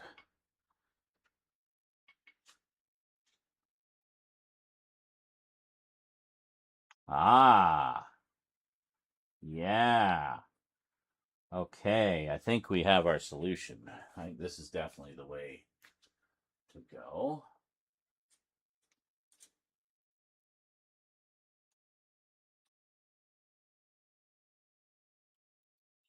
Okay, just make sure we can't see the lights. Yeah, no, that looks good. Looks real good. Okay, let's move this over a smidge.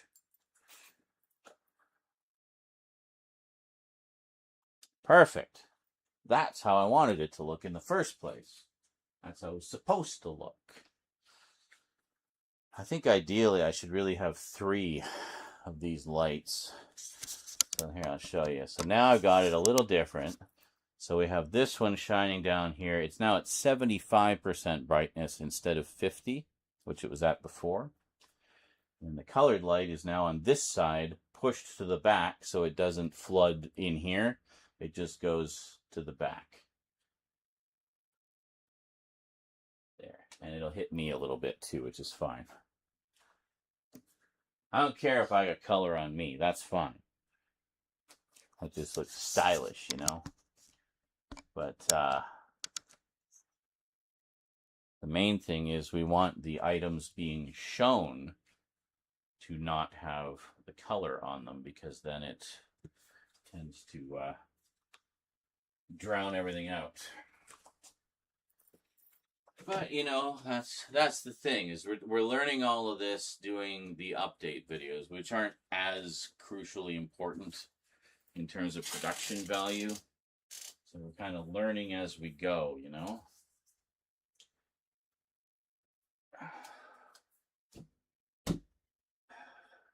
We're not doing these ones yet, but we will be doing them soon because they're big. They take up a lot of space. I need to find all the covers. So what do I need to find? I need to find the covers for all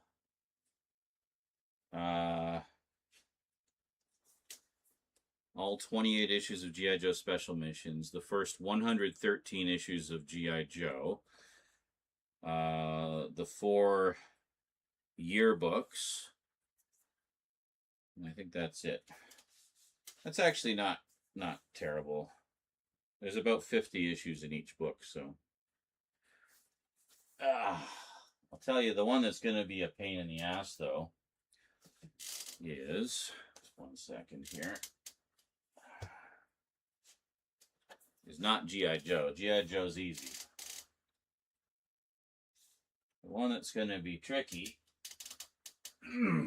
is this one, which is the Transformers UK Compendium. So this is all of, well, the first half of the UK stories, which only appeared in the UK as a part of Transformers Weekly. And the reason they did that was because they caught up to the US ones, so they needed more stories to fill in the gaps. The US comics would only take up like 2 issues of the weekly, so they caught up, so they started doing other stories that were originally kind of standalone, but then they started doing ones that kind of slotted in between the continuity of the US comics. So, you know, the UK version is a much bigger story than the US one. And so they're finally collecting them together in full for the first time ever, which is pretty awesome. So, yeah, I mean, I can't really just scan them from the book because it'd be too awkward in these books, but god damn, these look awesome. I haven't read it. I've read so few of these as well, so I'm really looking forward to reading these. They got text stories as well. Yeah. Great stuff. Oh, I love the smell of these. So, yeah. Oh, yeah, it also reprints stuff from the annuals. That's why. So it's the comics and the annuals, which is pretty cool. A lot of that material we've never seen over here before, ever. So, cool.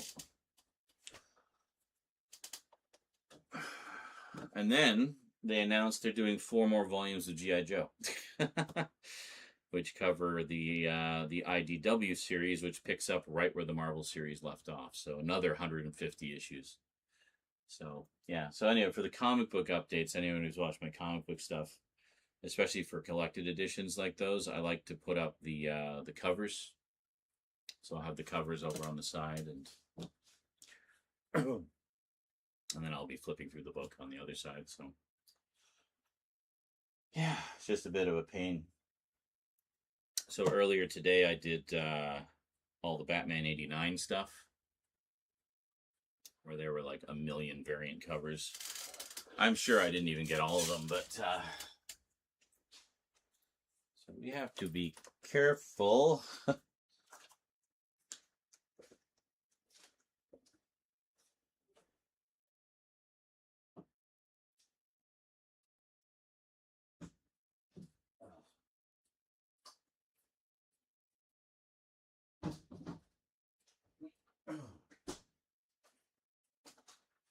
In fixing the lighting, we made everything even more precarious.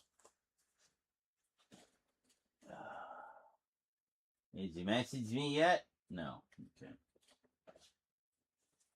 Well, in your own time, let me know.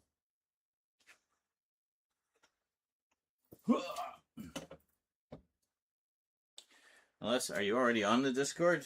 You haven't said, so I can check here.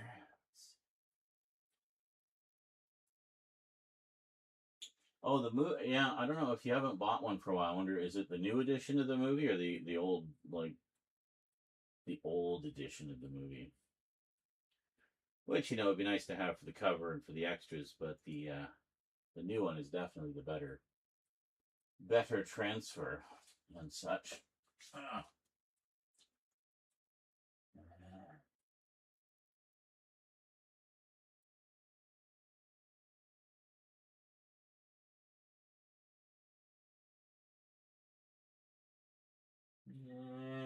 Yeah, I don't see you on there.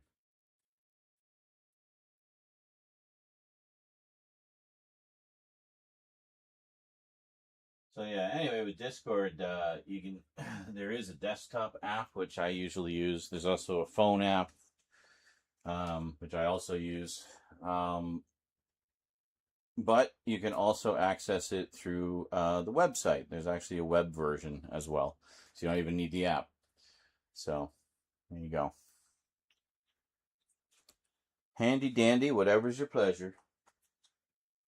I will say, though, the app tends to work more reliably than the web version I've found. So just, you know, mental note.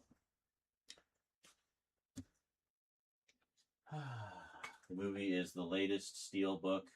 Oh, well then, yes, definitely interested. So did you give up on Doctor Who like a month ago? It sounds like you're pretty current on the releases. All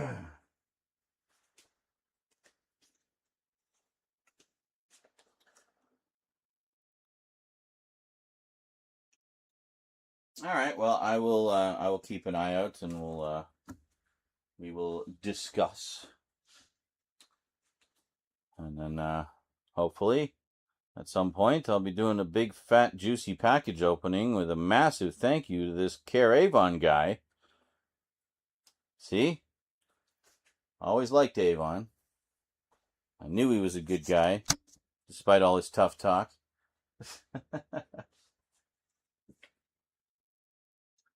Greetings, MB24WF.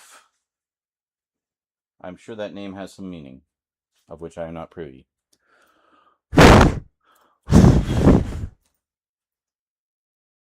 Just blowing the camera. Don't mind me. All right, let's try to get. It's already like 3:30 in the morning. I didn't realize how late it was. Let's try to get at least one in the can, shall we? And then perhaps tomorrow we'll start a little earlier. I think what I really need to do is just like start at the beginning of my day, and we just spend the day filming, you know.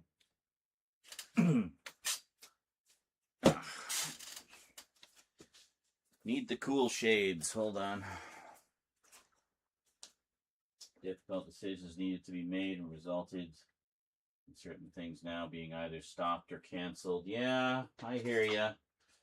I mean, I've had times in my life where I've had to, you know, curb the collecting for a while due to lack of funds or whatever, or other priorities. And, you know, that sucks. But we got to do what we got to do, you know. I mean, your health is obviously the most important thing. And, taking care of the necessities. I know how that goes. Currently working at 11:37 in the morning. Such a specific time. Oh, now it's zooming like crazy. It's kind of an odd angle. Just a little bit more this way, maybe. Here, maybe if we can get it to zoom in. Thoughts on Twin Peaks: The Return? You know, I actually did a reaction series to every single episode of that when it was airing. But short version is, I thought it was brilliant. My daughter and I are actually watching Twin Peaks currently. We're almost finished. She's never seen it before, so we've almost finished the original series, and then it'll be on to the movie, the missing pieces, and then it'll be my first full rewatch of The Return, actually, since it aired. But yeah, I thought it was great. That was terrific. Shit, I'm recording. Okay, hold on.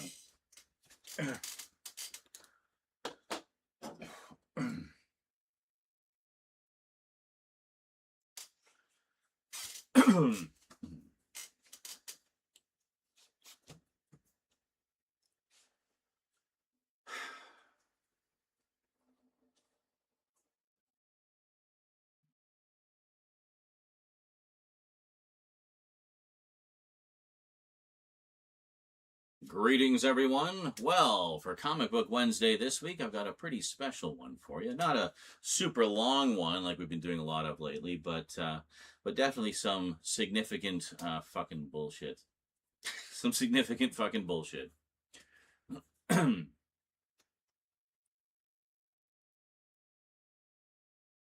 Greetings, everyone, and welcome to a very special timey-wimey Wednesday. Nope. That was yesterday, and it wasn't Wednesday.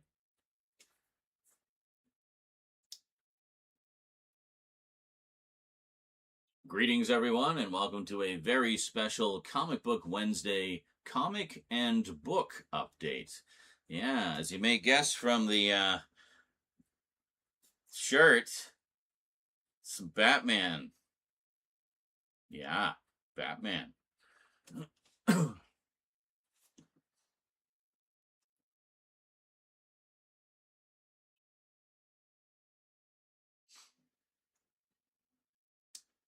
I need to do a compilation of outtakes one of these days. I've got so many. All right, hold on. There. Just locking it in. Greetings, everyone, and welcome to a special... Welcome to a special fuck.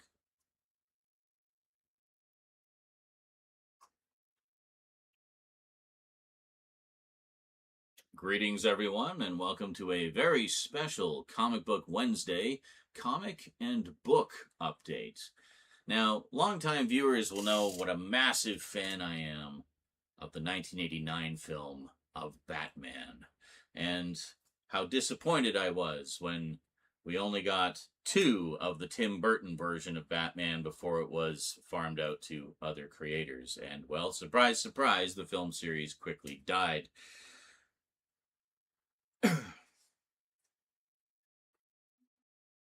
But in recent years, we have seen a return to that world in both comic and book form. And, of course, Michael Keaton's Batman appearing in the recent Flash movie, which is one thing that's not in this update. I'll just say right off the bat. I haven't actually picked that one up yet, but I will get it at some point. But for now...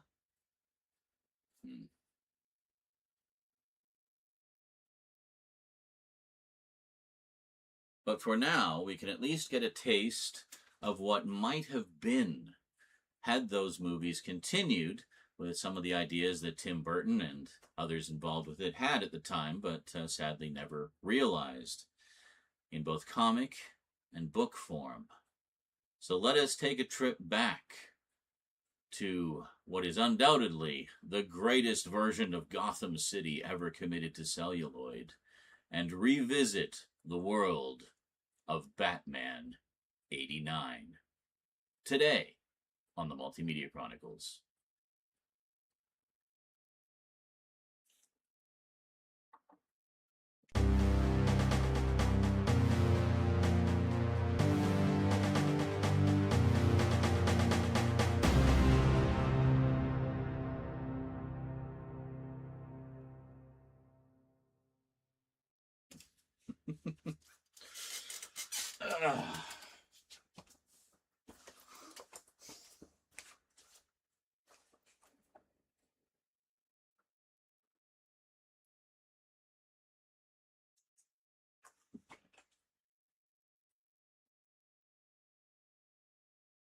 What? That's odd because I have a lot of people from the UK on it. Vermin Art and Thomas Wright, who are regulars here in the chat, are both on Discord and have been for years. You should be able to get it going.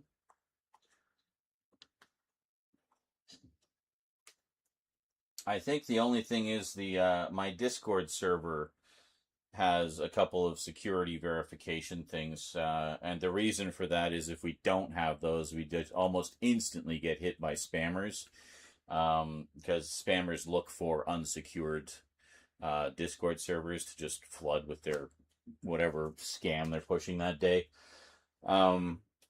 So we basically had to implement those security measures in order to keep the spammers out.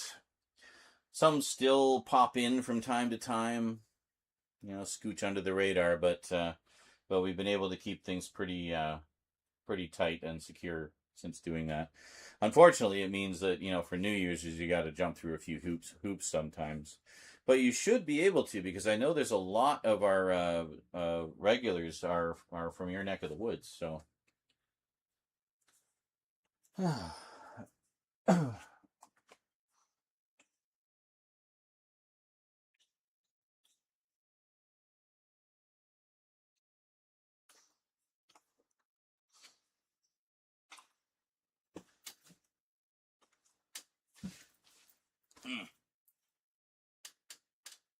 Is it recording? I don't think it's recording. Hold on. This isn't awkward at all. I love it.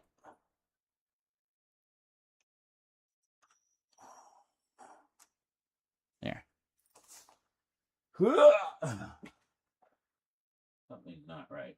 At the moment, I seem to be blocked. You shouldn't be blocked.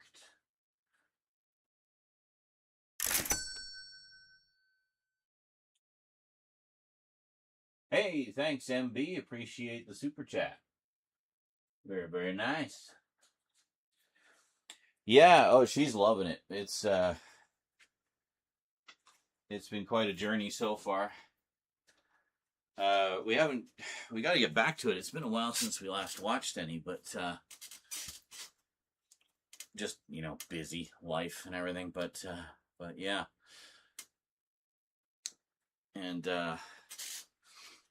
another thing I want to introduce her to is Dune, the David Lynch version, of course, but also the other versions as well, because I know she likes stories with deep lore and complexity and depth. So I'm like, well, Dune, so.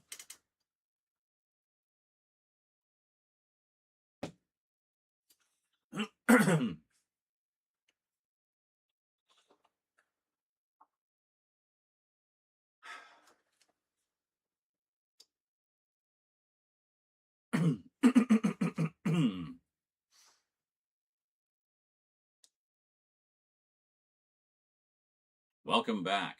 Now, I've talked about the movie Batman 89 many times in the past, and its sequel, Batman Returns. You can find a whole string of reviews if you want to get my thoughts on the movies. But one of the first times we ever got kind of a hint at there being a larger universe being created there, the Tim Burton version of the Batverse, as it were, was the original novelization by Craig Shaw Gardner, which includes some additional scenes that were actually cut out and never filmed for the film.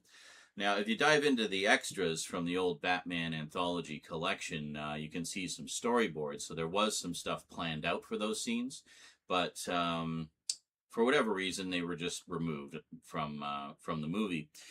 There was one in particular where Bruce Wayne the Joker kidnaps Vicky Vale, and Bruce Wayne is unable to get into his Batman outfit, so he puts on a hockey mask, and he's in like a full suit, and he's swinging through the city, chasing them as they're rocketing down the street in their car.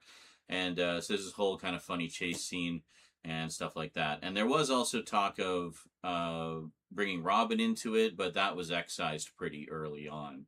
But there were kind of plans for a version of Robin, which unfortunately we never saw in the movies. Like, we did get Robin played by Chris O'Donnell in the third one, but that wasn't the same take on the character that we were going to get in the original film. So this was my first experience basically seeing a slightly expanded world of that version of Batman. And it was interesting to read to see the differences. Now, when the second movie came out, Craig Shaw Gardner was once again employed to do the novelization. This time, however, I think they had a clearer idea of the direction of things. So the book is pretty much the same as what you see on the movie, just with, a little bit of expansion, with the characters and so forth, as you would often get with those novelizations. Man, this is something you don't see very often these days, is it? I mean,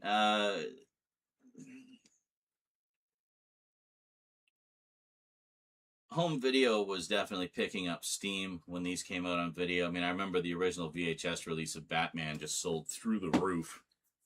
But as home video became more of a thing, we started to see less of things like novelizations and comic adaptations. Oh, sure, you still do to some extent, but it's more of a niche thing now. Whereas back in the day, novels and comics that adapted movies were quite common because we didn't have home video. So it was really the only way to sort of take the movie home with you, right, was to experience these adaptations. And having that combined with your own memory of seeing it in the theater, you'd essentially have the experience of being able to enjoy the movie in your home whenever you wanted. I mean, I guess we had like the Super 8 cut down versions of a lot of them, but even then, not every movie would get those. So, yeah, home video. Video killed the radio star, and, well, home video killed the novelization. What can I say? Now, that said, fast forward 30 plus years. Man, it's actually the 37th anniversary of Batman 89 this year, isn't it? Happy anniversary. And this is actually being filmed about a week after that anniversary date, June 23rd. It was originally released on June 23rd, 1989. So, in the many years since Batman 89 hit theaters, it has become more deeply appreciated, I think, for its influence on the Batman mythos and superhero films in general. And it was only a matter of time before we were going to see some kind of a return to that world. We did get a brief return to that world in the Crisis on Infinite Earths crossover they did for the Arrowverse, or I guess it was more the Flashverse by that point, where we briefly returned to the Gotham City of Batman 89 and got to see Robert Wuhl reprise his role as Terrence Knox, a character that I always loved and I felt never got enough respect, honestly. Hilarious actor, loved that character, but yeah, so alas, no Batman in that one, but we did at least get to see Knox again. And that was kind of the first taste of a return to that world. And as small as that taste was, really little more than a cameo, it whet the appetite for more.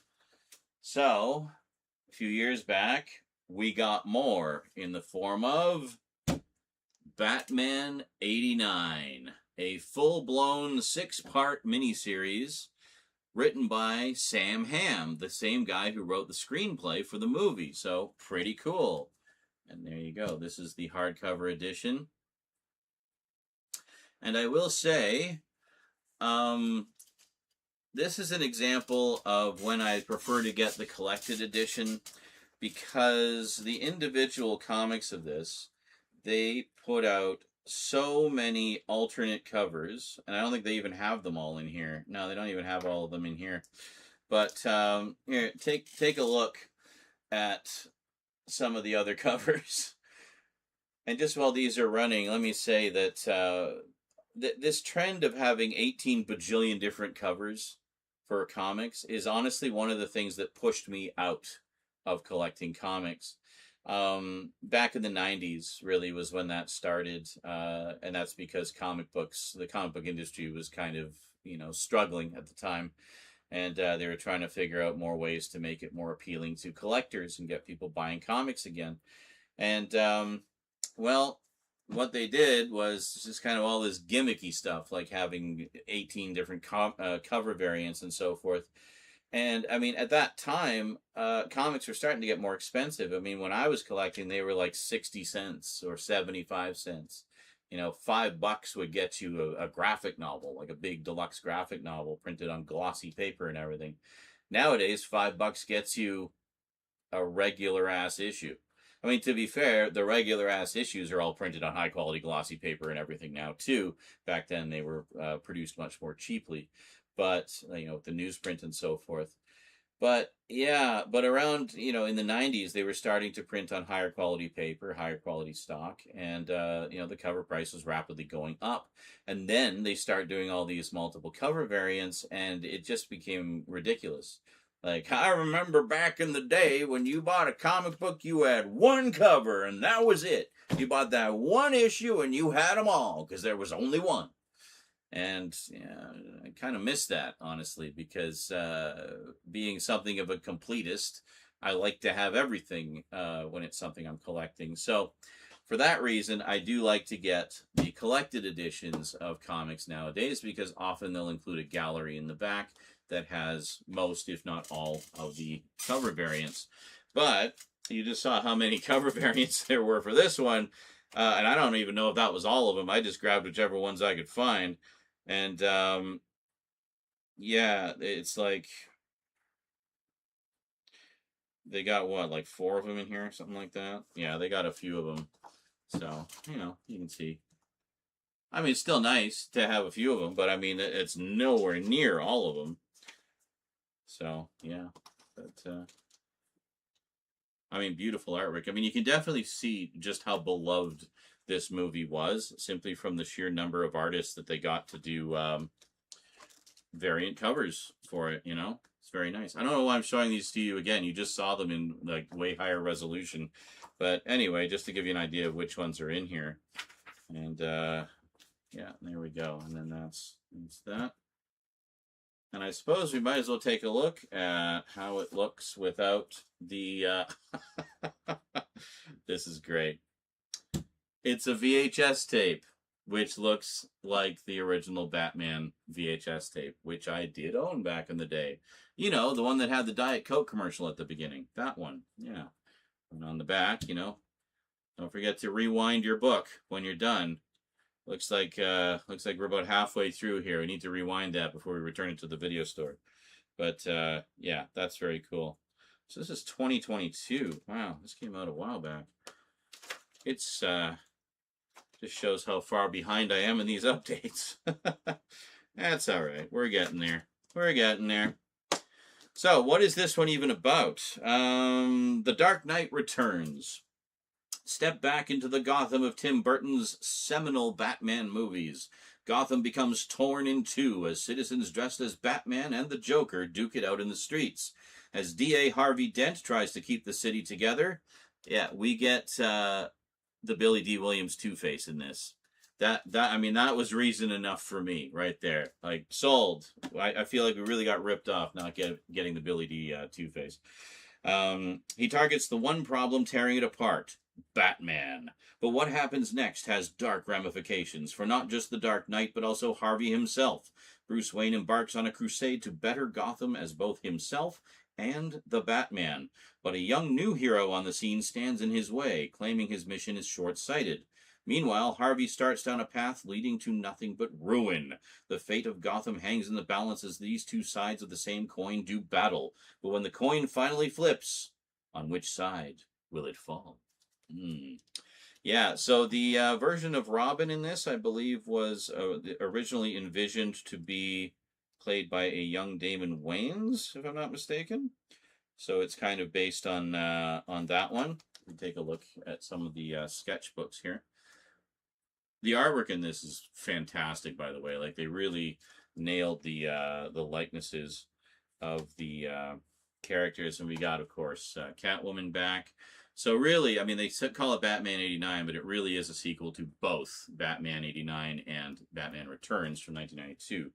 So, yeah, good stuff. Very nice. And Harvey Bullock, which we never actually got, I don't think, in the movies, at least not in the first one. But yeah, the first I remember of Harvey Bullock was in the animated series. Yeah. So anyway, that's Batman 89, book 1. And then a few years later, we got a sequel, Batman 89 Echoes, once again by Sam Hamm. And this one, we get a very different take on Batgirl thrown into the mix as well as the Scarecrow. Yeah, very cool. So, it's an epic reunion as Sam Hamm, screenwriter of the 1989 Batman movie, and Joe Quinones, same artist as the first one, team up for another thrilling tale. So this was another 6-part story. After Harvey Dent's crusade against Gotham, Batman has disappeared without a trace. In his place, ordinary citizens have taken to the streets to root out crime. As innocents get hurt, the burning question on everyone's mind is the same. Where is the Caped Crusader? This is your chance to dive into the follow-up to the Batman 89 graphic novel, which continues the enthralling adventures of the Dark Knight from Tim Burton's classic movie Batman. There we go. And we'll take a look at some of the alternate covers for this one as well. Yeah, it looks like they do have a few more of the alternate covers inside as the... is that Jeff Goldblum? It kind of looks like Jeff Goldblum as the Scarecrow. I don't know. You tell me. Does that look like Jeff Goldblum to you? It sure looks like Jeff Goldblum to me. But maybe it'll say in the sketchbook. So I have not actually sat down and read these yet. I need to definitely need to do that. But yeah, no, these look fantastic. I'm definitely looking forward to them. And maybe now with it being the 37th anniversary, might be time to dive in. I've just been busy reading other stuff, basically. Oh yeah, we also have Harley Quinn in this one. Yeah, straight from the pages, or from the show, Batman the Animated Series, into what might have been her first film interpretation. And, yeah, it doesn't say specifically, but he definitely looks like Jeff Goldblum to me. And I kind of like that idea. Jeff Goldblum as the Scarecrow. That'd be kind of an interesting take, wouldn't it? And then we got Ra's al Ghul there as well. But, yeah, and then how's this one look underneath? We have another VHS tape. Yes, we do, actually. So keeping it very much in tune with the original. And there we go. I like that. So what I have heard from other Bat fans is the first miniseries is really good. The second miniseries is not as good. And, well, if you prefer stories without pictures, there is also a brand new novel. And this actually just came out in paperback recently as well, so you can get it on paperback. So this is a full-blown sequel to, I don't know if this is just a sequel to the first one. I think it's just a sequel to the first one. Let me see here. So, okay, so it's a novel by John Jackson Miller. Bit of a lengthy description here. Buckle up. So, after the Joker's death, Batman and Gotham City face a mysterious new threat in this direct sequel to Tim Burton's iconic Batman. Okay, so this takes place between the first two movies. The Joker is dead, but not forgotten. Gotham City is saved, but is still not safe. By night, its new symbol of hope, Batman, continues his fight to protect the innocent and the powerless. By day, his alter ego, Bruce Wayne, wonders whether there may someday be a future beyond skulking the city's rooftops or the cavernous halls of his stately manor alongside the ever-dutiful Alfred Pennyworth. But even after his death, the Clown Prince of Crime's imprint can be seen in more than just the pavement. That's a good one. Remnants from the Joker's gang are leading wannabes fascinated by his bizarre mystique on a campaign of arson that threatens the city, even as it serves greedy opportunists, including millionaire Max Schreck. and survivors of exposure to the Joker's chemical weapon Smilex continue to crowd Gotham City's main hospital. To quell the chaos, Batman needs more than his cape and well-stocked utility belt. Bruce Wayne is forced into action, prompting a partnership with a charismatic scientist to help solve the health crisis. But as he works in both the shadows and the light, Bruce finds himself drawn deeper into Gotham City's turmoil than ever before, fueling his obsession to save the city.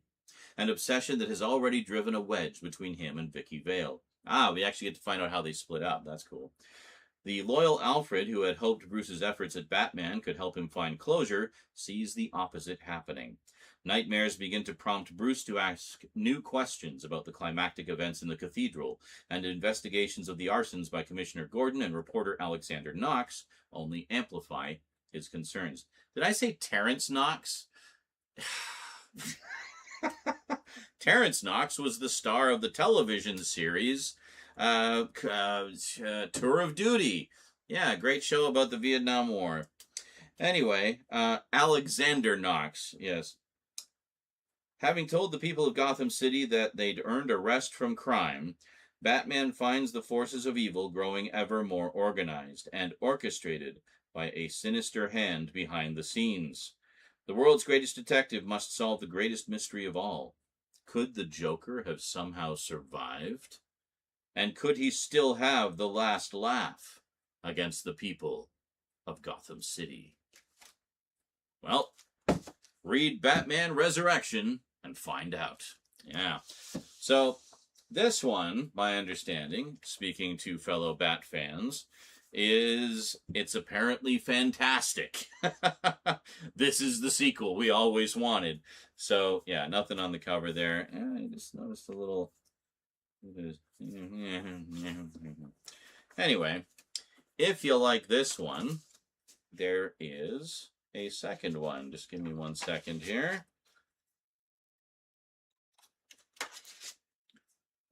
Here we go. And the second one is Batman Revolution. Now, if you want a hint as to who the main villain is in this one, I don't know. I'm not sure. Any guesses? And let me show you something, actually. Look at that. Look at that. It's like a black light, and then here, the question mark lights up. That's so cool. So yeah, you can put on some sitar music and get high and stare at the back of the Batman book. So yeah, there we go, Batman Revolution. So this one, as I'm sure you can gather, features the Riddler, but I'm guessing not the Riddler that we know from the Schumacher movie. Batman matches wits with the Riddler and uncovers Gotham's past, set in the world of Tim Burton's iconic Batman. It's summer, and Gotham City has cause for celebration. The last vestiges of the Joker's toxic legacy have finally faded, just in time for the mayor to partner with retail magnate Max Schreck to stage a 4th of July celebration for the ages. So this still takes place between the two movies. So I guess if we wanted to go chronologically, read this, then read the comics. There you go. Or really, watch the first movie, read this, watch the second movie, then read the comics. I might actually do that. That sounds like fun. Anyway, 4th of July celebration. But not everyone is rejoicing. Batman's eternal vigilance continues as threats from rival gangs and masked criminals escalate by the day. Meanwhile, on the streets, protests grow in opposition to the city's lavish excesses. No one is experiencing the struggle between Gotham's optimism and doubt more than Norman Pincus, the Gotham Globe's humble copy boy. He's the unacknowledged mastermind behind the newspaper's mega-popular Riddle Me This word puzzles. Yeah, so not Edward Nigma. Enigma? Huh, I wonder if that guy could be the Riddler. Anyway, but Norman harbors a secret. He is the smartest man in Gotham City, using his prodigious skills to solve crimes anonymously for years via the police tip line, before Batman even knows there's a crime to solve. While neither fame nor fortune finds Norman, he believes in the promise of Gotham and what's right. Until he doesn't. The man no one notices watches time and again as the city and its leaders cast their eyes high above the rooftops toward Batman. Dejected and unappreciated, Norman devises a scheme. With the help of dangerous new friends, he exploits the simmering tensions of the long, hot summer to draw the Caped Crusader into a volatile game of riddles to crown Gotham's true savior. As they clash, Norman, now known as the Riddler, and Batman will uncover secrets about Gotham's past with dire consequences for the city's future. Well, that sounds awesome. And this is a thicker one, too, so nice long battle of wits between the Joker and Batman. And here we go. Very nice. I like the green motif here. Very cool. Just make sure you can see it. Yeah, no, that is really nice. And let me put this back on here. Yeah, whenever I read hardcovers, I always take the dust jacket off because it's just too much of a pain to keep them on. But I'm sure everyone does that. I say that as if it's something unique to me. Anyway, very nice, like, embossed cover on here. And I like how it continues to use the familiar sort of metallic gold bat logo as well. And this one, I don't know if I showed you. Yeah, this one is also very nicely embossed. Just kind of hope you can pick that up. Yeah. So there we go. So, if, like me, you are a fan of Batman 89 and that whole version of the Batverse, we got 4 new epic stories to enjoy set in that version of the Batverse. I mean, how cool is that? And apparently, overall, a pretty good return to that world. So this is part of a thing that DC has been doing in recent years. They, of course, did Batman 66, which was based on the Adam West and Burt Ward series. They did Wonder Woman 77, based on the Linda Carter series. And they also did Superman 78, based on the Christopher Reeve movies. I would probably like to get all of those, honestly, but this one was absolutely the priority. Bats is #1 in my book. Everything else is secondary, so I'll probably pick up at least some of the other ones at some point. At the very least, I'd like to get the Superman 78, because that was, you know, that's my Superman, you know.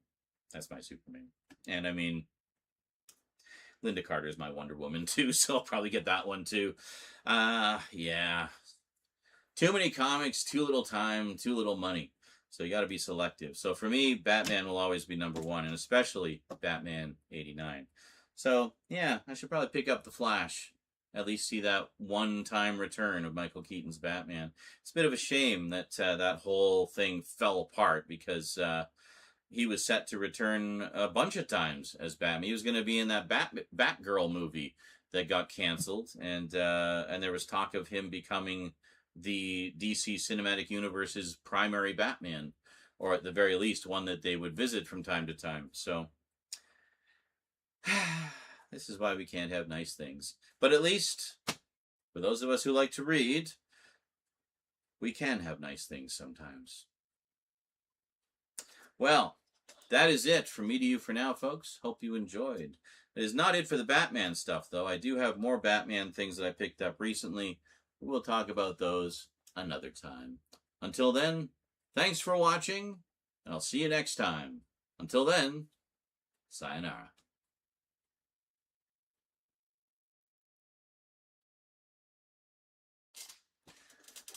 Ugh.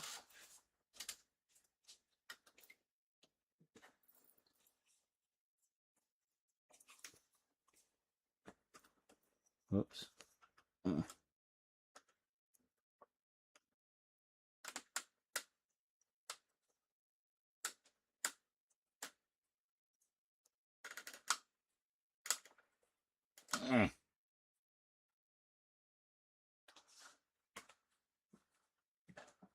Oh. Hey, Andy Breckenridge, how's it going? Nice to see Terrence still getting work. I won't put the correction in text form there. I will wait until we get to me saying it in the video, just to see how many people leave a comment correcting me, clearly not having gotten all the way through the video.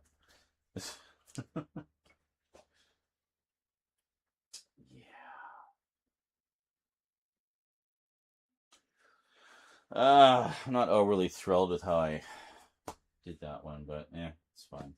It's fine.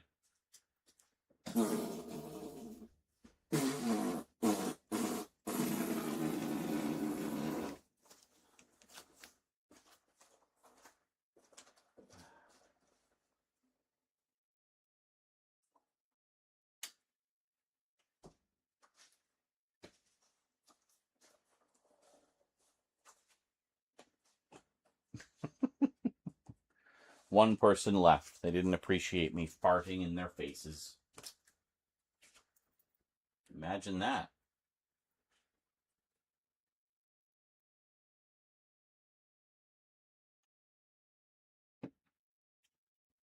I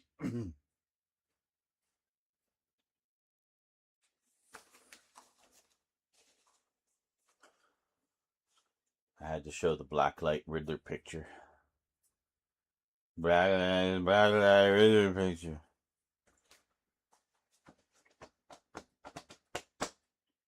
You're doing Went through a long month of hell. It's involved putting my dad in a nursing home. Ugh, that sounds awful. Sorry to hear you going through that, dude. Yeah, in my case, my dad didn't go to the nursing home, but he was in and out of the hospital quite a bit, and then ultimately, yeah, that's tough.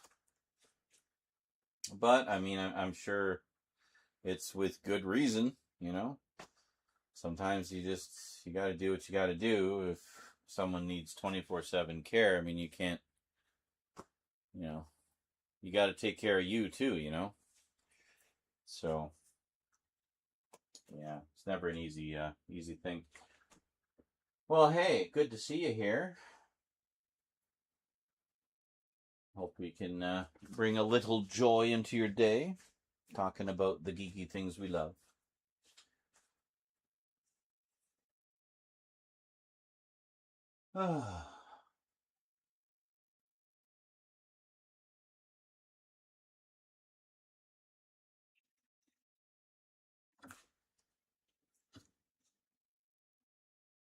His dementia has gotten to the point where we can't take care of him. Yeah, I mean, that's understandable. Dementia is such a bitch. Like, it's just, what do you even do? I mean,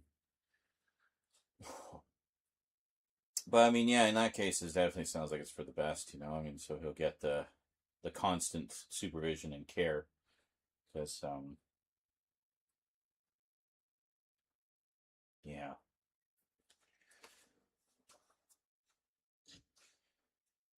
Okay, short break from me, and then we'll bang out another one. Bang on.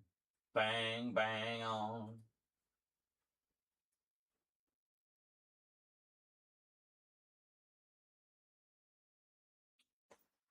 Bang on. Bang, bang on. Enjoy some hilarious clips until my return.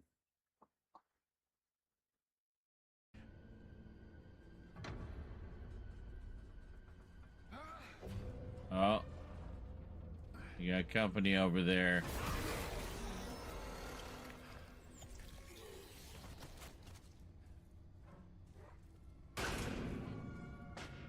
Okay, never mind. Let's stomp this guy. You don't count? You're not an actual... Oh, wow. Really? Come on. Because you were part of the cinematic, you don't actually exist as a stompable corpse? Lame. That should have been a gimme. Oh well. I've had way too many Tums today. I think I've had like 3 or 4. Wow, that's not good. Yeah. So I finally I've got been- Squibbly Chef. Jesus. Yeah.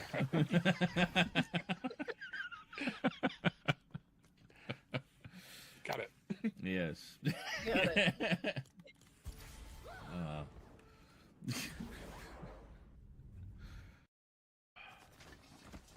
I just replenished my wingsuit, so you can grab that if you want. Actually, Jedi Assault, I'll take that. Yeah. Oh, here they are. What the hell? How are they zeroing in on me like that? Oh, they're right here. They are weak as hell. I'm down. Hard. Get one down. You got him if you can get him. Got him in midair, baby. Little road. Fuck yeah. Bravo. Me, I guess. Hey, victory feels good. Woo! I sense you are not human because you are a terrible shot. Yeah.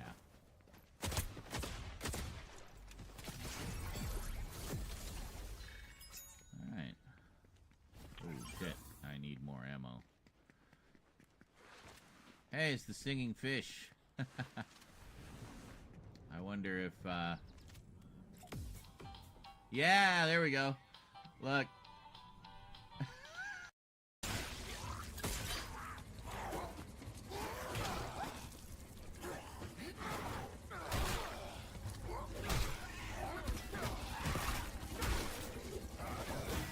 Yeah. What?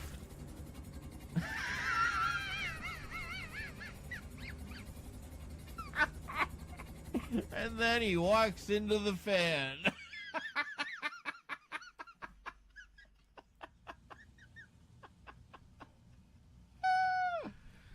Oh my god. Of the last time they were available. 2006. That's now. That's now. I found the connection, George. I'm on to you. I'm on to you. This was planned from the start, wasn't it? Bastard. Devious, glorious, beautiful bastard. No,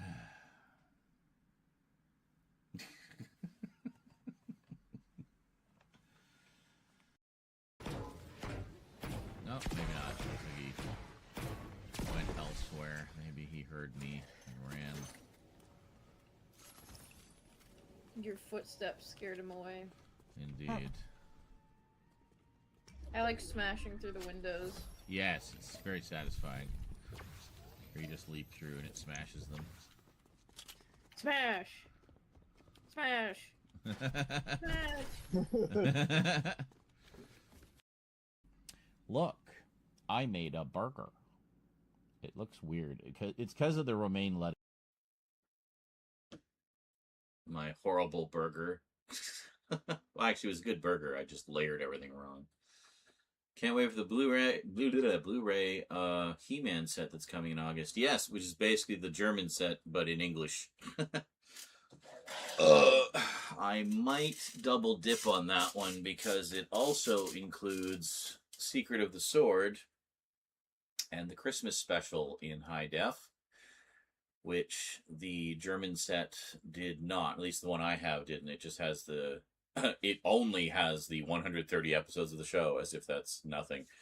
But yeah, I mean, I think it's important to support releases like that, especially when so much effort has been put into them for, you know, restoring them and in particular correcting the speed, so it's no longer, you know, it doesn't have the PAL speed up issue anymore. It's now correct NTSC speed or film speed specifically. Yeah,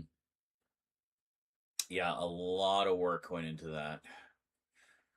Warm fuzzy feeling. I don't want to be good. I want to be evil. One of the best Skeletor lines ever. But probably won't get to see the new live action film when it comes to streaming or physical.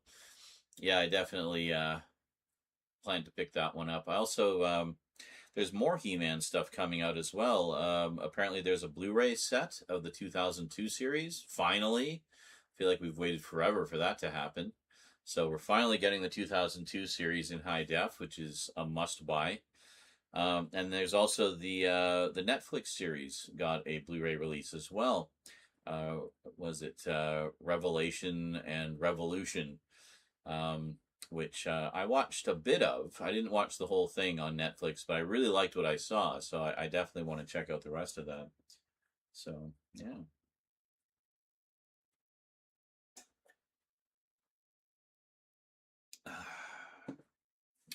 Delicious. Oh, so I guess we'll do the second Batman one while I have my Batman shirt on. And then tomorrow we'll tackle some of the others.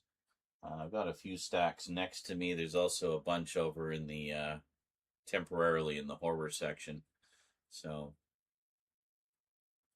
we're supposed to be getting a Thundercats movie. Yeah, I'll believe that when I see it. They've been talking about that forever. Probably come out around the same time as the Robotech movie and the Akira movie.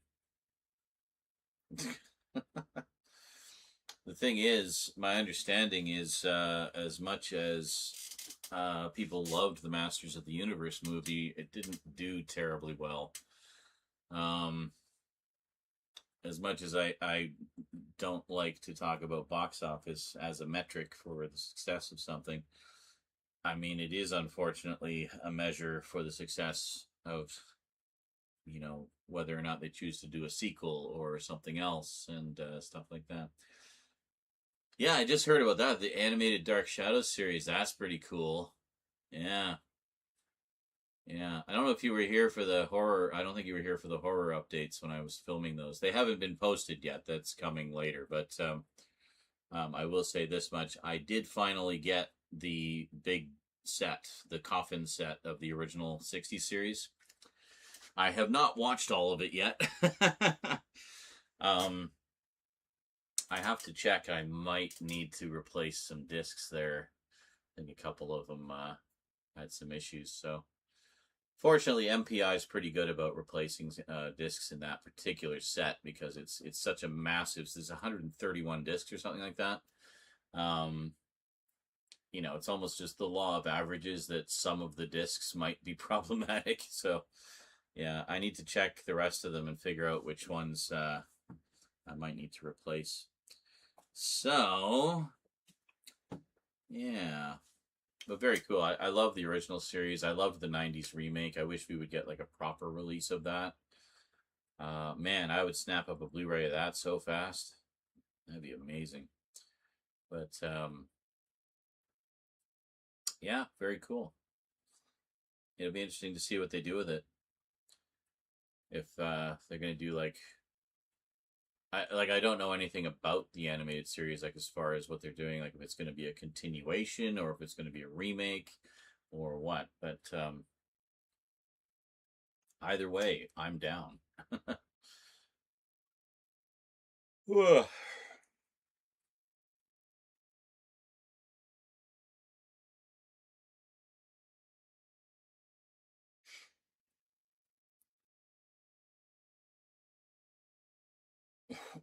All right.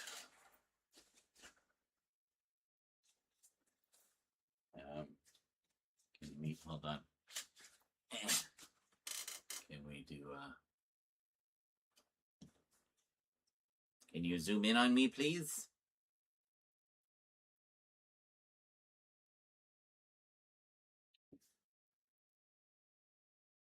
Thank you. That's not bad.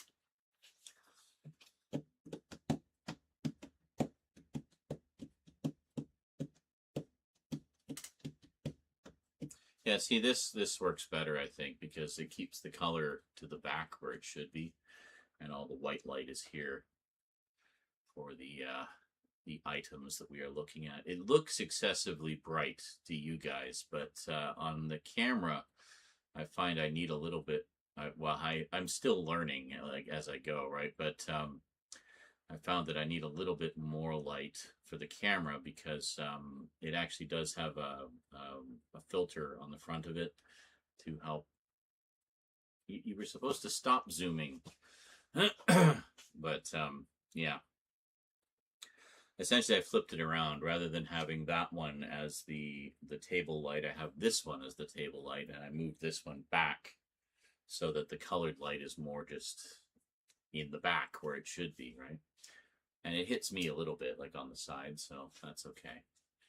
But yeah. But see, I want to get all that stuff sorted out before we get into like the closer looks and whatnot, where the lighting is that much more important because we want to do a really, have a really good, clear look at everything. So it's a process. But people have been very gracious. Not too many people have bitched about the lighting when it's been messed up. It's like, I know, I'm aware. I edited the video. I was looking at the crappy lighting the whole time. I am aware. I'm not going to go back and refilm everything. To me, the updates are the least important in that, as far as needing like super duper production value, even though I put way more production value into them than the average person, just because that's just how I roll. But, I figure for the ones that are stop.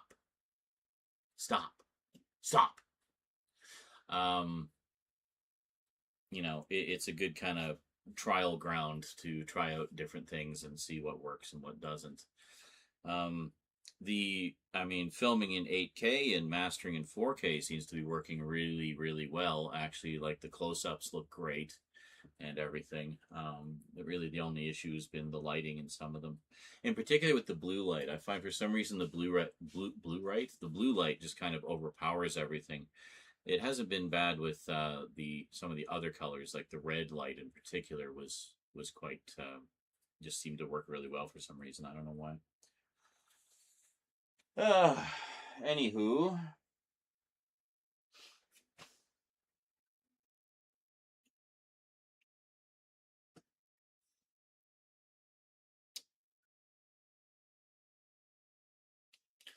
All right.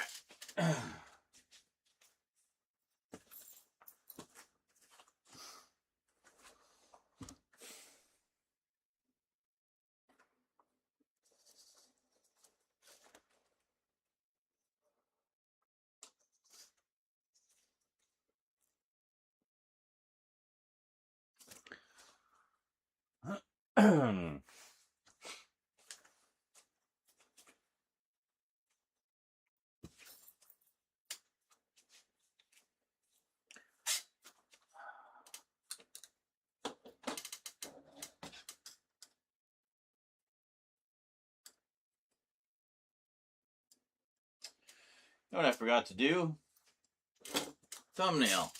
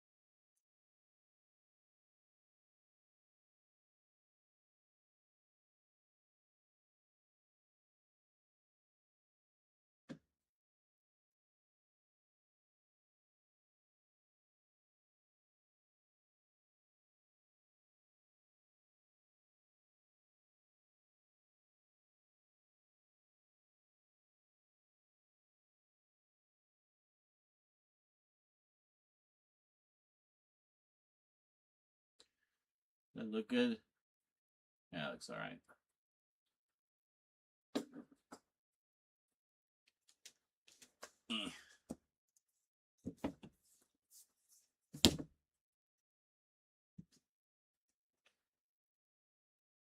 Oh, look at that.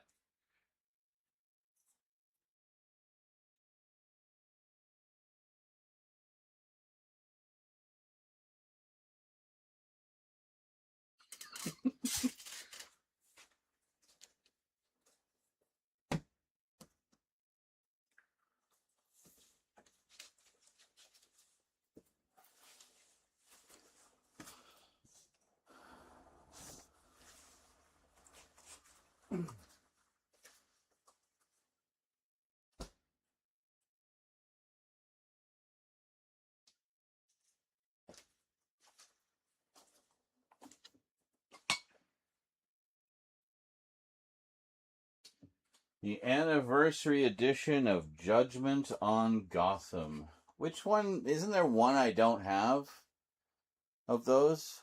Is that the one?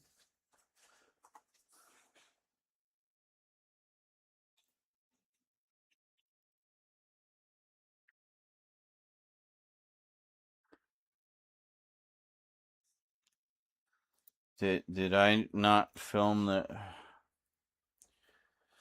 Fuck. Hold on.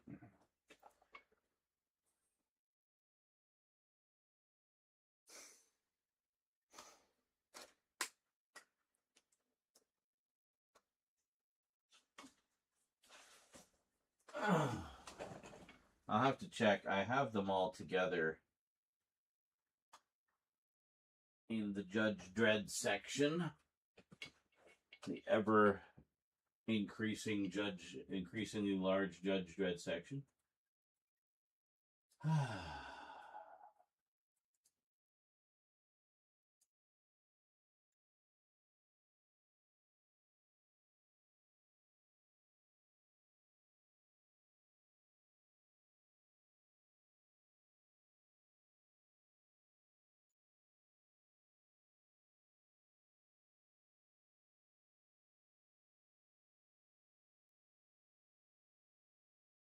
Oh no, I moved them. I'll just copy them over now.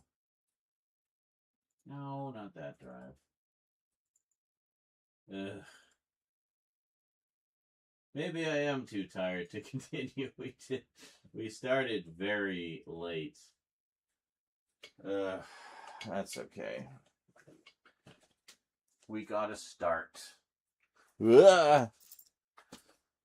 Some is better than none. That's fine.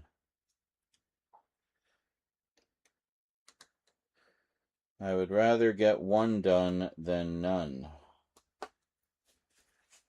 And maybe tomorrow. I don't know if I want to do the Batman one right away. I think we'll, I'll do one of the other comic book ones for tomorrow, maybe. I have, well, hold on a second. I'll be right back. I will check.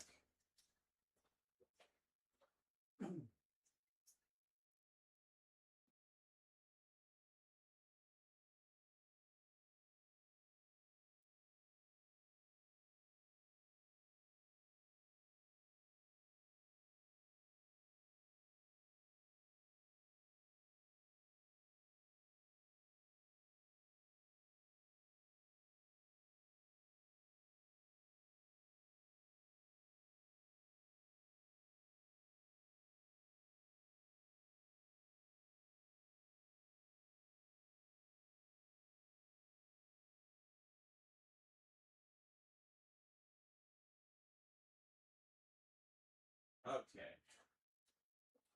Here's what we've got.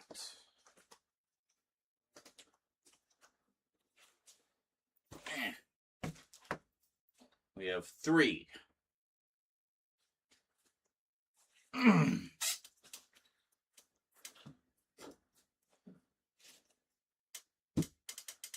Judgment on Gotham. Very nice. Well, good morning, Skelly. How the frick are you? Very nice. And we have the ultimate riddle.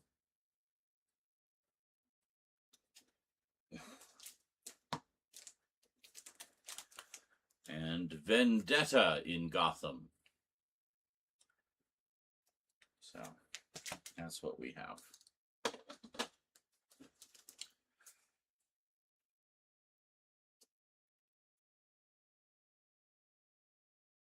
Yeah, and all written by, was it John Wagner? Yeah, Alan Grant and John Wagner.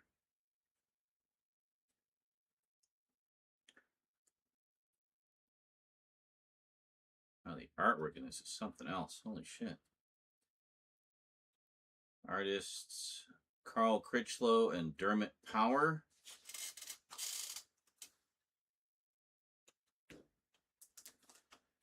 And then this one, I don't even need to look. I can tell. Mike Mignola. Hellboy creator himself.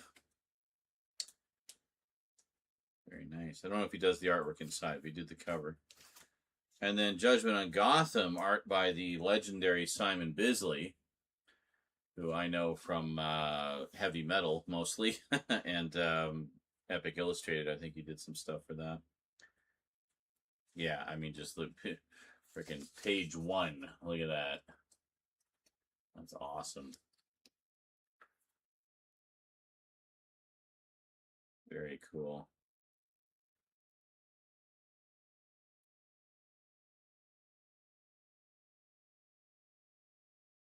Oh, boobies. Can't show you the boobies. But I saw the boobies. Gaze into the fist of Batman. That's a great little nod to one of the most iconic shots in Judge Dredd history. Oh, yeah. Oh, yeah. I'm going to unbend some of these pages here. You folding down the corners on all the pages with Norks? I know you. So, yeah, I think there's 4, isn't there? We're missing 1. And I know you sent me 2 of them, and then another viewer sent me this one a while back. So, very cool.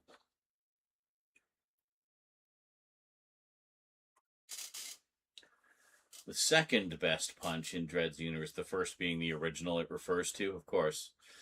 There is a 4th, but it's a smaller comic. Judgment is the best. This is what I've heard, probably from you. But, yeah, I have the 3 main ones. There you go. Trying to wake myself up. And, ooh, Batman comics. Yeah, I'm actually just wrapping up for now. I do have another Batman update to do, but I'm going to save it for tomorrow when I'm a little more awake.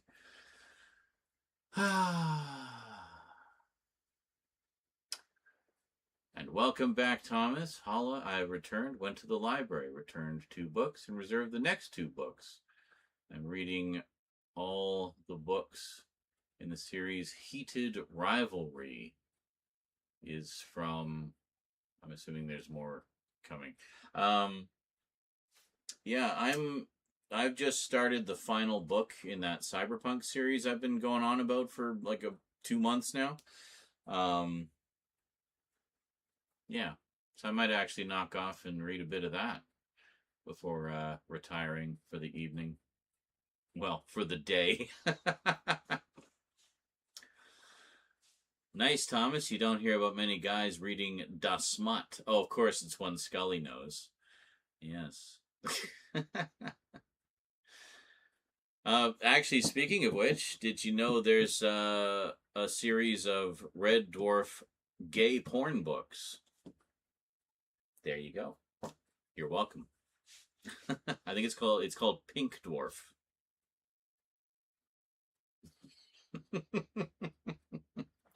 and I think there's like 5 books, something like that. So I don't know how long they are. I don't know how good they are, but I imagine they're both sexy and funny. So yeah.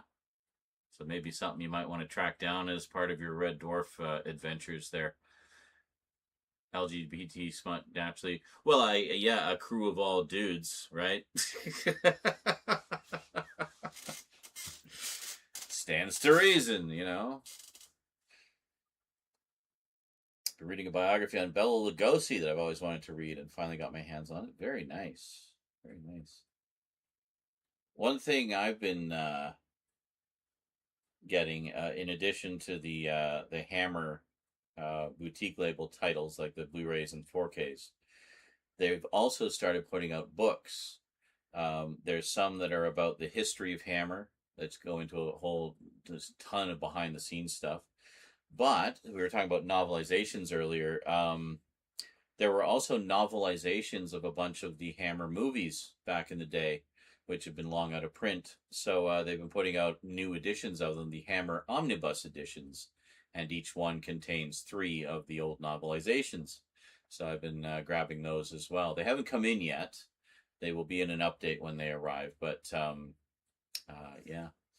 Pink Dwarf. Oh god, now I'm picturing the 2 Rimmers from series 1. Oh my god. It's like, it sounds like they're arguing. I don't think they're arguing. Are you sure? It's a lot of yelling and grunting. Yeah, I don't think they're arguing. I think we should just put on some Rastabilly Skank and let them, you know, sort it out, as it were. Or sort each other out, as it were.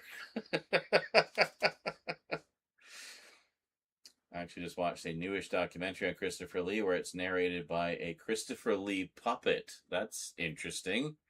Don't think I've seen that one. Oh, actually, speaking of British stuff, the other day I did watch a really good brand new documentary about Rick Mayall from, of course, Bottom, The Young Ones. What was that other one? The New Statesman, where he played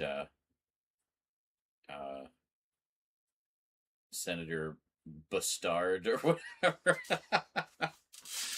Yeah. Fantastic documentary. It's on in the UK it's on Sky, I guess on their streaming service.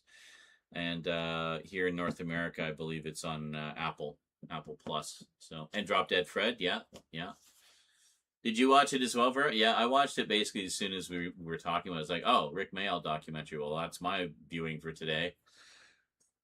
I'm also, I'm just finishing up the second series of, miniseries of Prime Suspect with Helen Mirren. And it's great. I do find it kind of amusing how each one seems to deal with a different social hot button topic. So the first one was all about misogyny and how she had to overcome the misogynistic tendencies of her all-male police team to prove herself and show, that she was quite capable. By the end of that, they're all falling all over themselves to help her because they realize she's really good and just knows her shit and is getting shit done. By the second one, everybody's very much, happy to have her as the boss because they know what she knows what she's doing. But the second one, the hot button topic, is racism, because there's a lot of stuff about racism. And it's funny because I've also been watching A Touch of Frost with David Jason, as you guys know. And the episode of A Touch of Frost I just watched was also about racism. So, yeah. Just kind of funny how the two unintentionally paralleled each other, being from completely different eras too, almost. But yeah, so I got to rip a few more discs of Frost and the next couple Prime Suspect, I think, because I'm really enjoying both of those. I also got to get back to Campion. I've got about half of Campion left to watch as well. Love Campion, such a great show. I meant Heated Rivalry is made into a series. Oh, okay. Adapting the first 2 books, and the books are Gay Smut, with hockey as the backdrop. Okay, well, there you go. So lots of, shall we say, not keeping their sticks on the ice. Rick Mayall documentary. Yeah, definitely check it out. It's good. It's about an hour and a half. Good thorough documentary. A lot of rare footage as well of like his early stand-up and comedy troupe days and stuff like that, and some terrific interviews with what's his face, Nigel Robinson, Nigel Planer. I'm getting all the names mixed up tonight, probably because my brain's fried.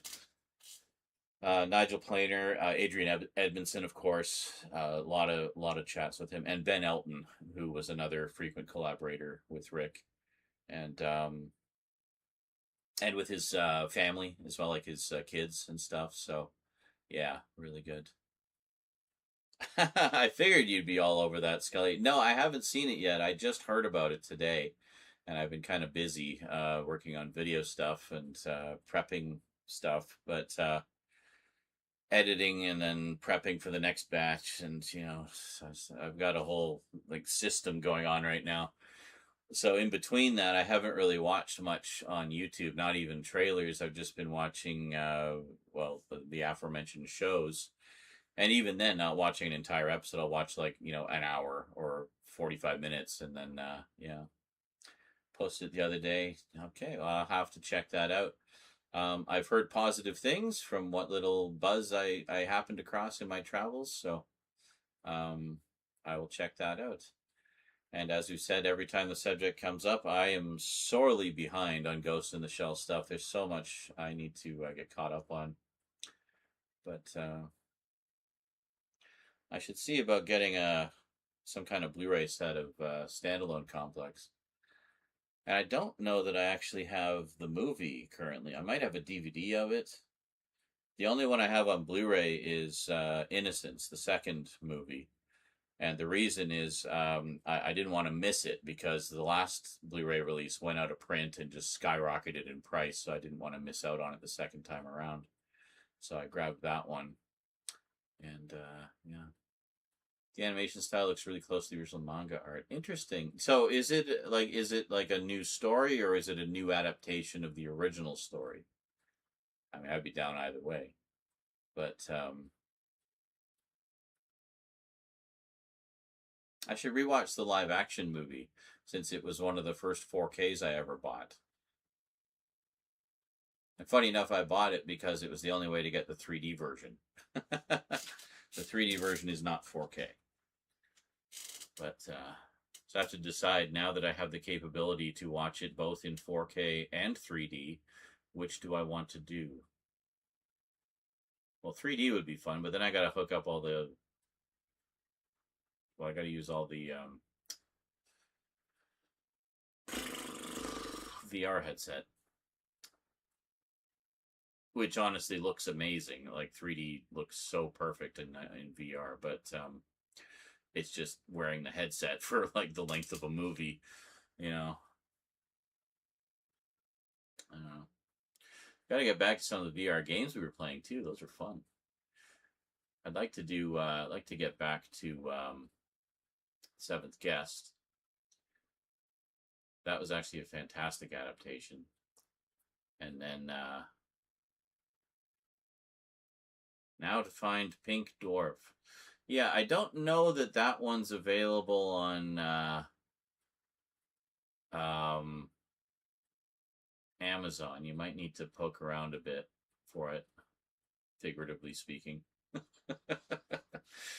But yeah, as I recall, there was at least 5 books in that one. I don't know how long they are. They might be like 50 pages, but and maybe only ebooks. I have no idea, but yeah, cool. Mod Scully, Saint Scully the Skeptic is diving deeper into the maxi mega goal of doom. Appreciate you bringing that animation art passion to the sub squad. Are you drunk, Frosty Tools? What are you going on about? Oh, it is on Amazon. I sit corrected. Okay, well, that's even easier. I don't know if there's a physical release or if it's only an ebook, but hey, either way, you're welcome. I can't believe it took me until now to mention that. I completely forgot about it until now for some reason. I was like, oh yeah, I bet Thomas would be all over that. Oh, you just resubbed. Oh, okay. I guess it didn't do an alert or whatever. Should do the alert. Do the alert.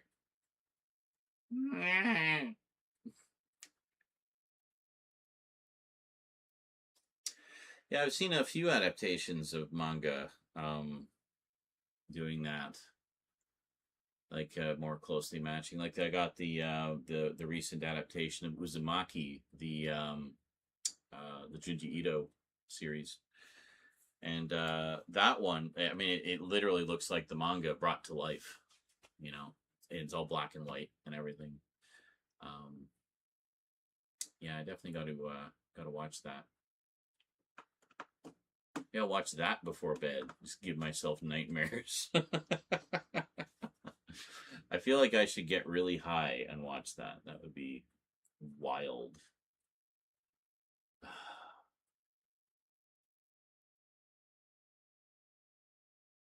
Just an ebook, yeah.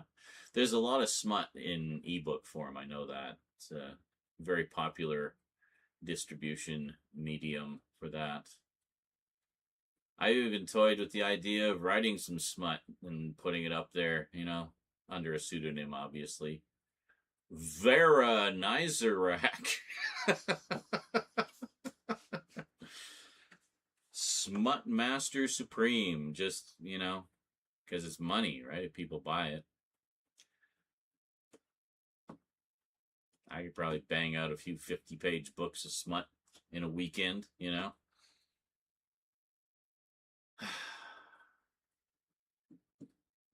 If I do that, you will never know, by the way. But there will be signs. I'll just suddenly be really rich.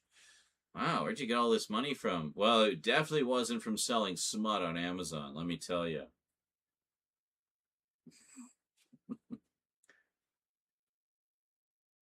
The author alone is cracking me up. Pink Dwarf by Dick Bush.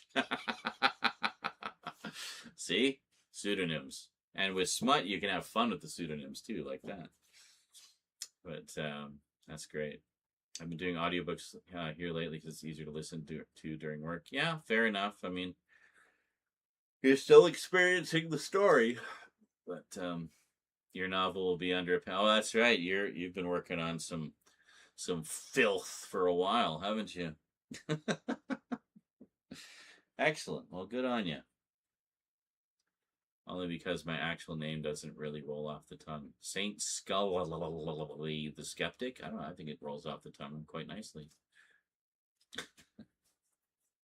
Or Jadzia. Madam Jadzia. There's your smut name. Yeah. And you could do Star Trek smut. Perfect. Paramount might take exception to that.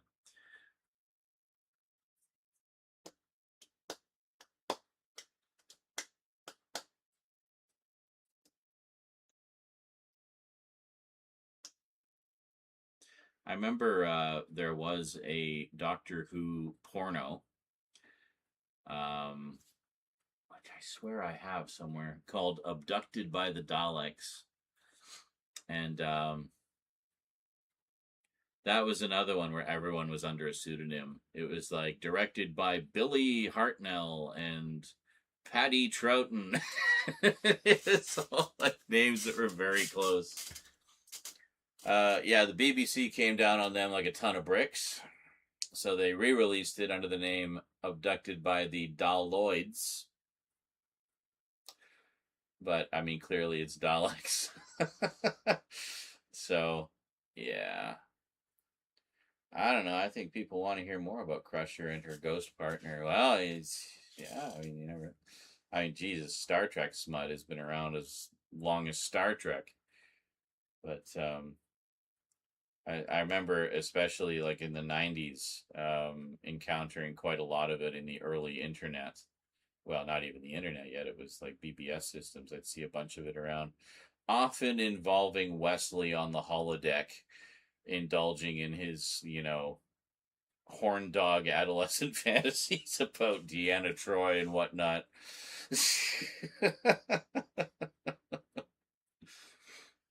But, did you see the video of Sylvester McCoy riding around in a shopping cart at a convention? I think so. Yeah, I'm pretty sure I saw that one. Yeah. Just try it again. Looks like I can't at present register right now. But these are waiting to look at getting them a new home. Well, is there a way I can message you? Somehow. I don't know why Discord isn't working for you. I'm sure there's oceans of Trek smut on Wattpad and AOC right now. Yes. Yes, there is. Probably. I mean, you figure they've been doing that for basically as long as the internet has existed. So that's how many years of Trek smut there is. And for every interest, every possible interest, like straight, gay, both, whatever you want, it's out there. A lot of Kirk and Spock stuff, needless to say. That's been a thing for a long time. There's like whole fan groups dedicated to Kirk and Spock smut.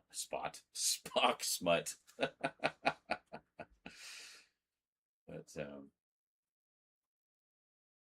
yep.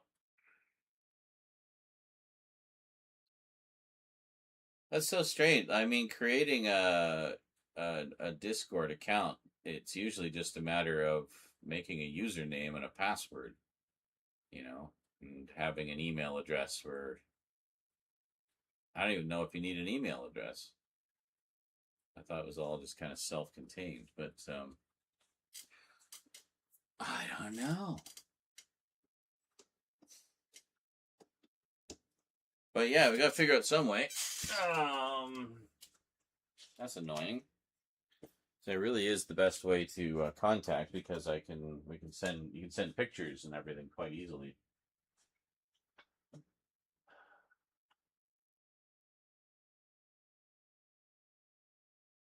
I'd say, give me your email address, but I don't have one.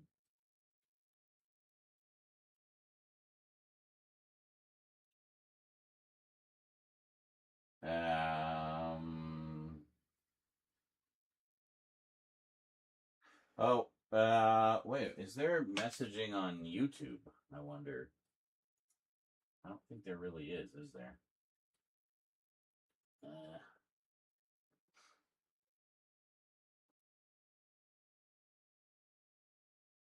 Let's see here. Where are we?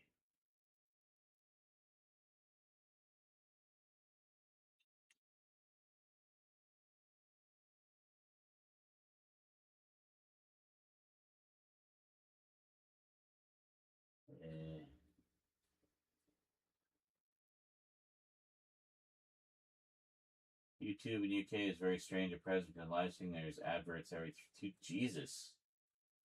I'm sorry to hear that.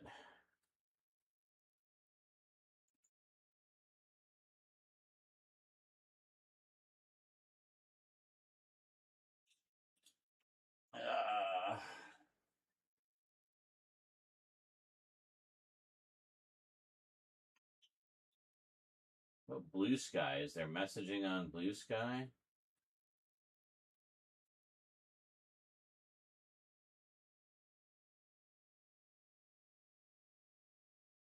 How about Blue Sky? Are you on Blue Sky? Because I'm on Blue Sky.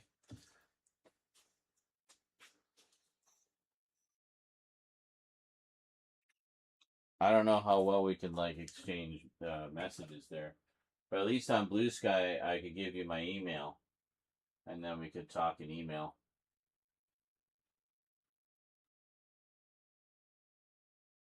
All else fails, use email.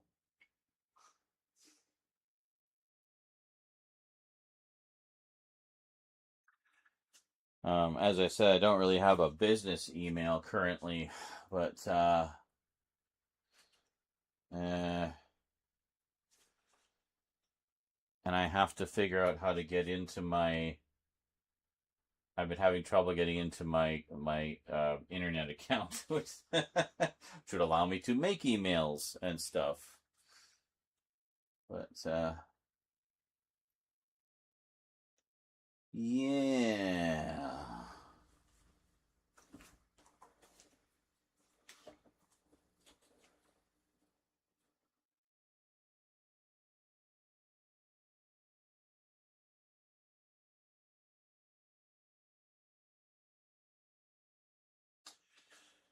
Yeah, I don't know why the I've had a few people mention that with YouTube lately, that the ads have been like really frequent and aggressive. I've even experienced that. Like, what was it the other day? I was watching one of my own live streams, just scrolling through looking for, some funny moments.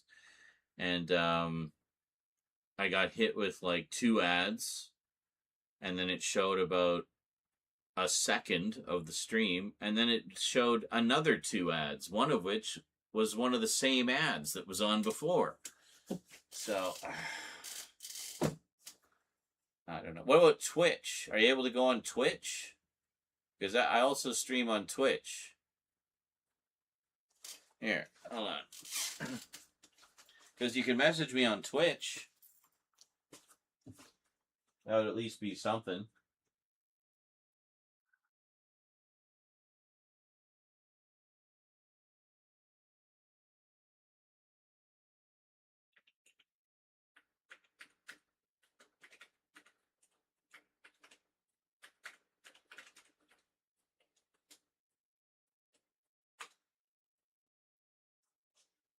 There. That's my Twitch channel.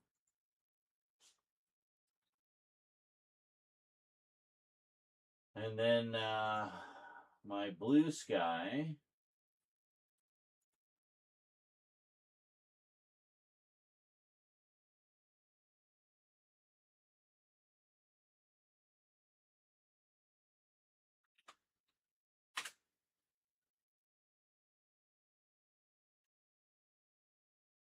There. And that's my Blue Sky. So I think you can message me at either of those as well. And then we can figure it out. And then maybe from there we can figure out Discord, and then that'd be a little easier. So on Discord you can just do everything. Easy peasy.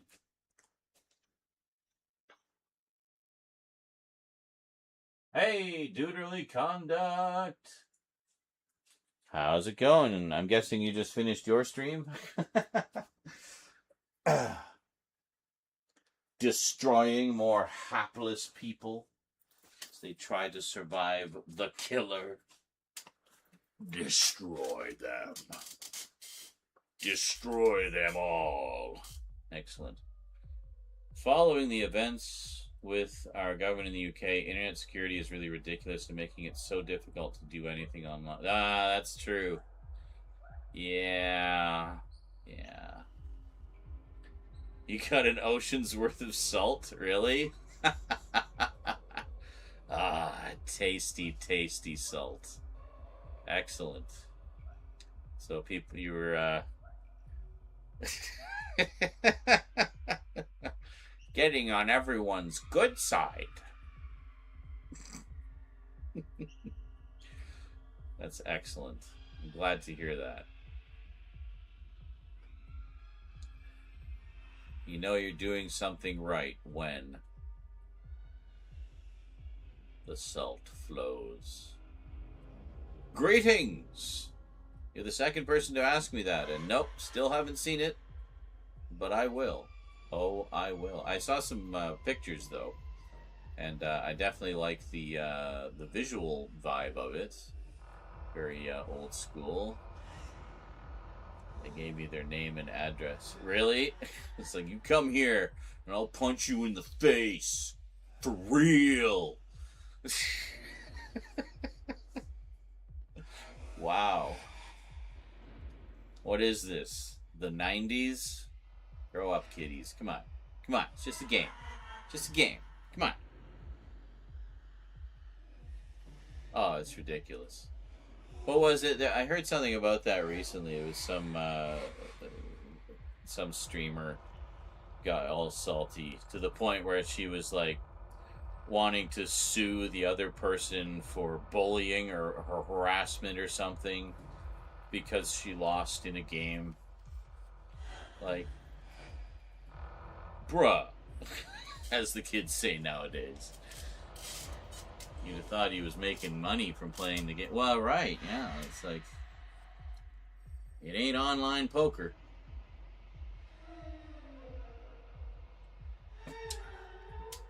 Robert Eggers' short film adaptation of The Telltale Heart.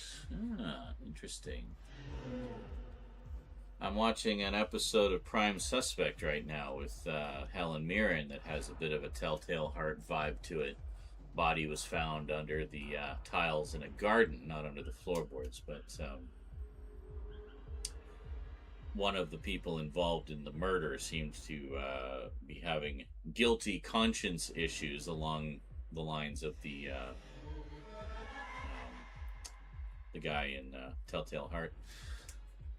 I actually remember hearing a really good adaptation of that, an audio adaptation, as part of the CBC series Nightfall, which was a horror anthology radio series in the 80s. And very good. The Hammer Frankenstein saga. I need to watch all those. I have them. But at this point, I kind of want to hold out for the Hammer set of Curse of Frankenstein, which I have coming my way at some point. A friend of mine picked it up for me. I paid him for it, but he picked it up for me. Because they wouldn't ship to Canada from the UK, because Warner Archive has the North American rights tied up. Well, I already have the Warner Archive Blu-ray. I don't need the 4K. I want the Hammer 4K with the big box set and everything, you know. So, yeah. So that's what I'm getting. And then maybe when I get that, I'll finally sit down and watch it. I have seen all the Dracula ones, though. I did a binge of those a while back.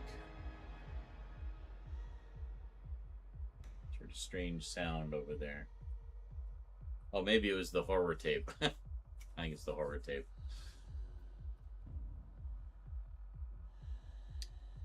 Yep. A lot of good stuff coming out from Hammer these days. They've been digging deep into the archives. Just talking about them earlier. They got a lot of books as well. Both books about Hammer as well as long out of print novelizations being reprinted. So, really? Oh, I love the Kenneth Branagh one. Yeah, I still need to check that one out too. I've been so busy doing videos and everything, I haven't had time to watch much. And what I have been watching has just been, you know, not current stuff. It's been older stuff. So, that's all right. We'll get back to everything in due course.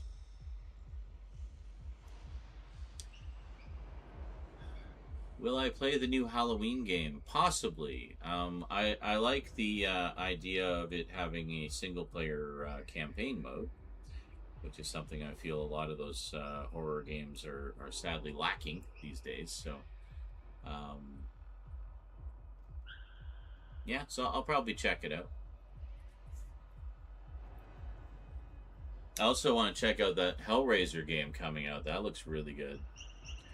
They've been working on that one for a while. And I don't know if we even had a Hellraiser game before. I don't know that we have. Now we had a bunch of comics. Those are getting collected. All the comics, which is good. Now, if only they could sort out the rights for the movies and we could get some kind of big collection of all the horrible direct-to-video ones that everybody hates, but we all want anyway. I also need to pick up, there was apparently, I think, a German release of the 2022 movie of Hellraiser. I want to get that. Really like that one. Hey, thank you for another $5 in the super chats. Appreciate that.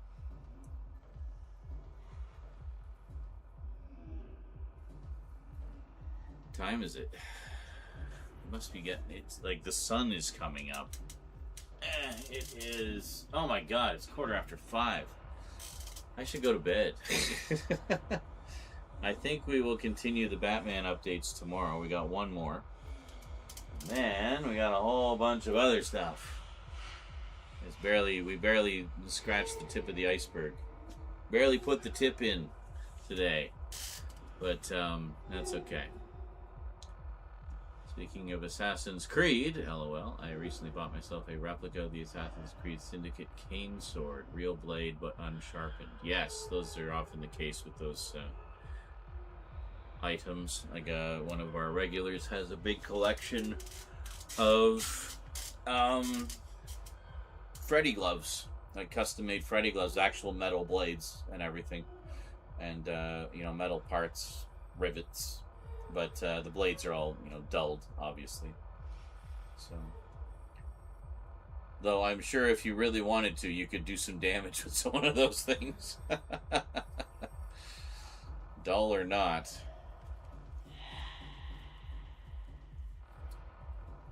Yeah. Interesting stuff. Yeah, I do like swords. Just no room for anything like that. There's a few would be cool to have replicas of for sure. At least you have all the Hellraiser movies, yes. And you're going to mention that every single time the subject comes up, aren't you? Well, would a Freddy glove, unsharp, even be legal? I assume so. There's a lot of people that sell replicas of them, and he's got quite a nice collection of them. Well, but I mean, it's not like he wears it out when he's riding the bus or something, like, he leaves them at home. Like, would you go out with your Assassin's Creed sword, brandishing it about? I don't think so. But,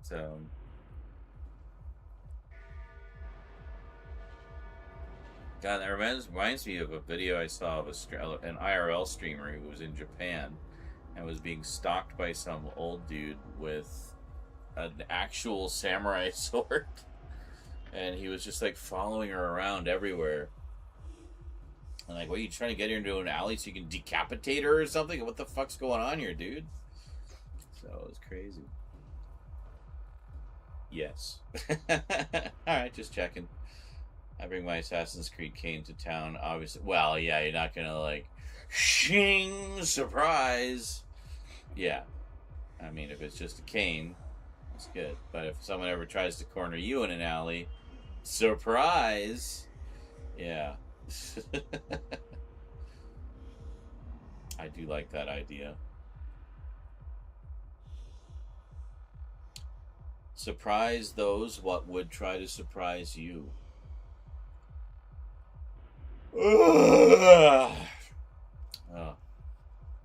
Well, folks, I think my brain has turned to cottage cheese.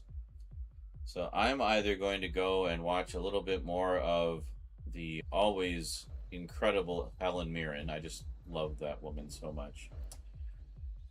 With some more Prime Suspect, or I might just crawl into bed and read a little bit more of Realware by Rudy Rucker, one of the grandfathers of cyberpunk. Ugh. Yeah, enjoying that series. Sad that it's almost over. Although he did write a few more cyberpunk novels, which I might feel inclined to pick up.